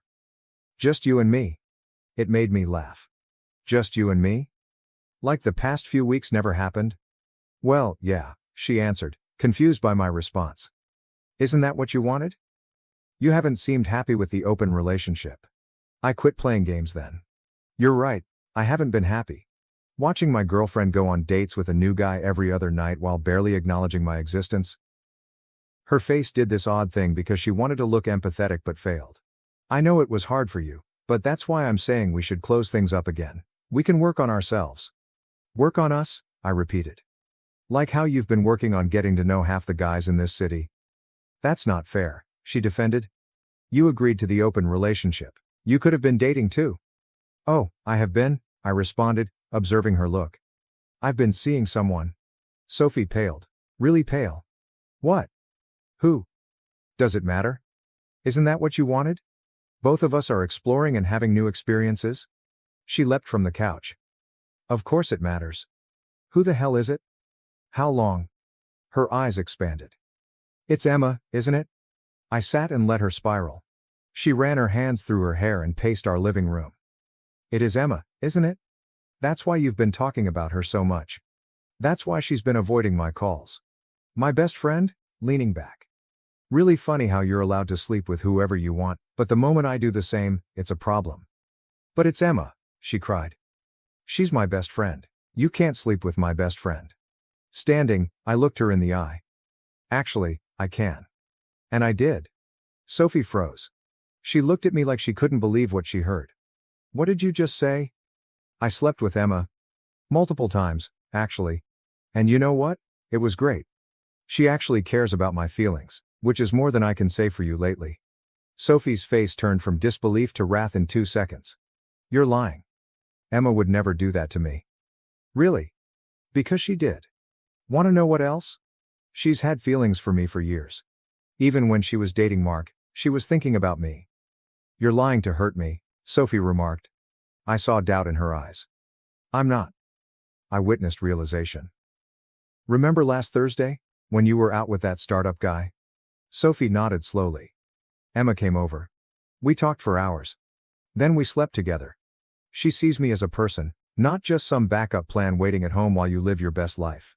Sophie took out her phone, likely to call Emma. Not believing you? Emma would never? Check your texts with her, I encouraged. Notice her recent distance? Unresponsive to your messages? For that reason. She looked through her phone anxiously, possibly seeing Emma's ignored messages and short replies in a new light. This can't be happening, she said. This isn't how this was supposed to go. Really? How should it go? You party with other guys while I stay home as the loyal boyfriend? Was it impossible that I would find someone else? Not Emma. No, Emma, she shouted. You knew it would hurt. Lost it then. Do you hurt? How much have you wounded me? Did you ever consider how it felt to watch you dress up for other guys, come home late smelling like someone else's fragrance, and barely look at me? She protested. That was different. Those guys didn't mean anything. That improve it? While you had meaningless hookups, I developed serious affections for someone? I wanted to drop hints to make her feel the heat she gave me. Staring at me, she paused. Real feelings? Yeah. True sentiments. Emma and I go beyond physical. We chat, we chuckle, really care about each other. When was the last time we talked about something other than dating or new experiences? Sophie slumped defeated on the couch. What are you saying? Want to be with Emma? This open relationship situation revealed my true desires. This person doesn't ignore me. Then she cried. Big dramatic sobs would have worked on me a month ago, but all I could think about was how she hadn't cried over how much she'd wounded me. She sobbed. We can fix this. We can go back to how things were. Shaking my head. We can't. Because now I know what it's like to be valued. I won't settle for less. Sophie did something unexpected then. She stormed out with her keys. I'm going to Emma's place to sort this out once and for all. Sophie slammed the door, so I grabbed my phone to tell Emma. I told her Sophie was coming, and she said, let her come. Emma's always been serene, nothing shakes her. I offered support by coming over. No, Emma responded, I must handle this. 10 years as my best friend. I owe her a lot. I spent the next hour pacing around our apartment, checking my phone every 2 minutes. It felt uncomfortable, like when a storm is coming and the air gets thick. Emma called finally. Shakily. She came screaming, Emma said. My neighbors undoubtedly heard everything. She kept screaming about how I betrayed her, was a bad friend, and planned this. You said what? He told her the truth. That I had feelings for you for years but never acted on them since she was my friend. Watching Mom treat you like garbage these last weeks made me realize she never deserved us. Our relationship wasn't intended, but I don't regret it. Sophie didn't like that. She tried to force into my apartment, stating she needed to see whether you were there. She accused me of hiding you when I blocked the door. She's completely lost it, Emma added. She listed all the random occasions we hung out to illustrate we'd been sneaking around for months. She even mentioned your couch moving help last year. Like when she was too busy working to help? Sophie seemed to think any encounter with Emma and I was evidence of an affair. Emma brought me soup when I had the flu, a cover for hooking up. Our group movie nights are just an opportunity to get close. She began crying, Emma said, like sliding down my doorframe crying. Claimed she never intended this. My neighbor checked on me. It was humiliating. After Mrs. Chen threatened to call the police over the disturbance, Sophie left. She told Emma she'd ruined everything and would never forgive her. Sophie returned to our house 20 minutes after my call with Emma. She looked awful. She entered and saw me sending Emma updates on my phone and lost it. Are you texting her now? Plan your next gathering? Since when have you two laughed at me behind my back? Sophie, no one's laughing at you. You harmed yourself. I did nothing. I suggested an open relationship to strengthen us, she cried, tossing her pocketbook across the room. I never told you to sleep with my best buddy. No, I said. You just wanted permission to sleep with whoever you wanted while keeping me as your backup plan. She grabbed our photos and gifts and put them in a box. I'm staying with Jessica. My true pal. Someone who wouldn't backstab me. Fine by me, I add. Take whatever you want. That paused her. Just that? Not even try to stop me? Would I? You've stated that you value something other than me or our relationship. She stopped packing and sat on the couch, visibly shrinking. I believed you would always be there. That no matter who I dated, you'd be there when I settled down. The truth ultimately emerged. She experimented without me, but I was her backup plan and promised a happy ending. Well, you guessed wrong, I informed her. I'm not a puppy waiting by the door while you have fun. I have emotions. I deserve more than second place. But you weren't my second pick. I adore you. No, Sophie, you adore having me around when convenient. Differences exist. Her wailing resumed, but I didn't feel anything. Not wanting to soothe her, not guilty, nothing, emptiness. I'll get the rest of my stuff tomorrow, she said, taking up her box. I can't be here right now. After she departed, I called Emma. Just hearing her voice calmed me. That night, we chatted about Sophie, ourselves, and the future for hours. Some of their mutual friends were already taking sides, with most dubbing Emma a backstabber without knowing the full tale. I don't care, she said. Think what you want. I know reality. In my half-empty apartment, I noticed Sophie's stuff were gone. I was relieved. Like I could breathe again. I urged Emma, come over. Settle with me. Yes, she agreed. I was done caring. The next morning Sophie picked up her items. She brought Jessica and 2 other unfamiliar pals. Sophie had told them her story, so they looked at me like I was the bad person while helping her pack. I bought your Xbox for your birthday, she remarked, unplugging it. Fine. Take it. I didn't care anymore. Emma arrived halfway through packing after reading between the lines when I texted her about coffee. Sophie's pals whispered when Emma entered, but Emma ignored them and offered me my coffee. Really? You'll show me this? Sophie snapped. Emma remarked, nobody's flaunting anything. I'm just here to support my boyfriend. Neither of us had used the word before. Sophie appeared slapped. Packing got faster after that. Sophie's companions rushed around, gathering belongings, likely to get her out before another meltdown. After finishing, Sophie stood in the doorway. I really loved you, she whispered. No, I said. You liked having me on call, differences exist. Emma helped tidy up after they departed. You okay? She questioned, watching me put Sophie's stuff in a donation box. Yeah. First time in months, I am. 2 weeks later. Life has changed since then. Better.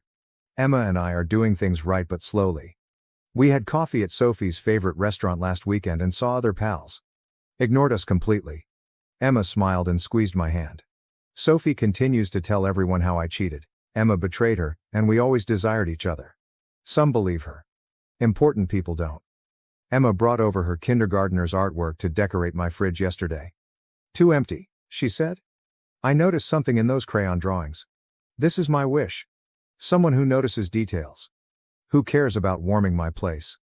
Who brings coffee because I didn't answer her text? Instead, I graded Emma's class papers while we watched her new favorite mystery show. Simple, normal, real. Looking back, Sophie's open relationship suggestion was almost helpful, because that wasn't a good idea. But because it revealed my ideal companion. Someone picks me first. Not just when convenient. The thing about life. The worst choices can lead to the best locations. For me, to the proper person. She was always there. Edit. Thanks Reddit for your support. Emma is reading this over my shoulder, chuckling at my description of her. She's constantly happy. By the way, she says hello.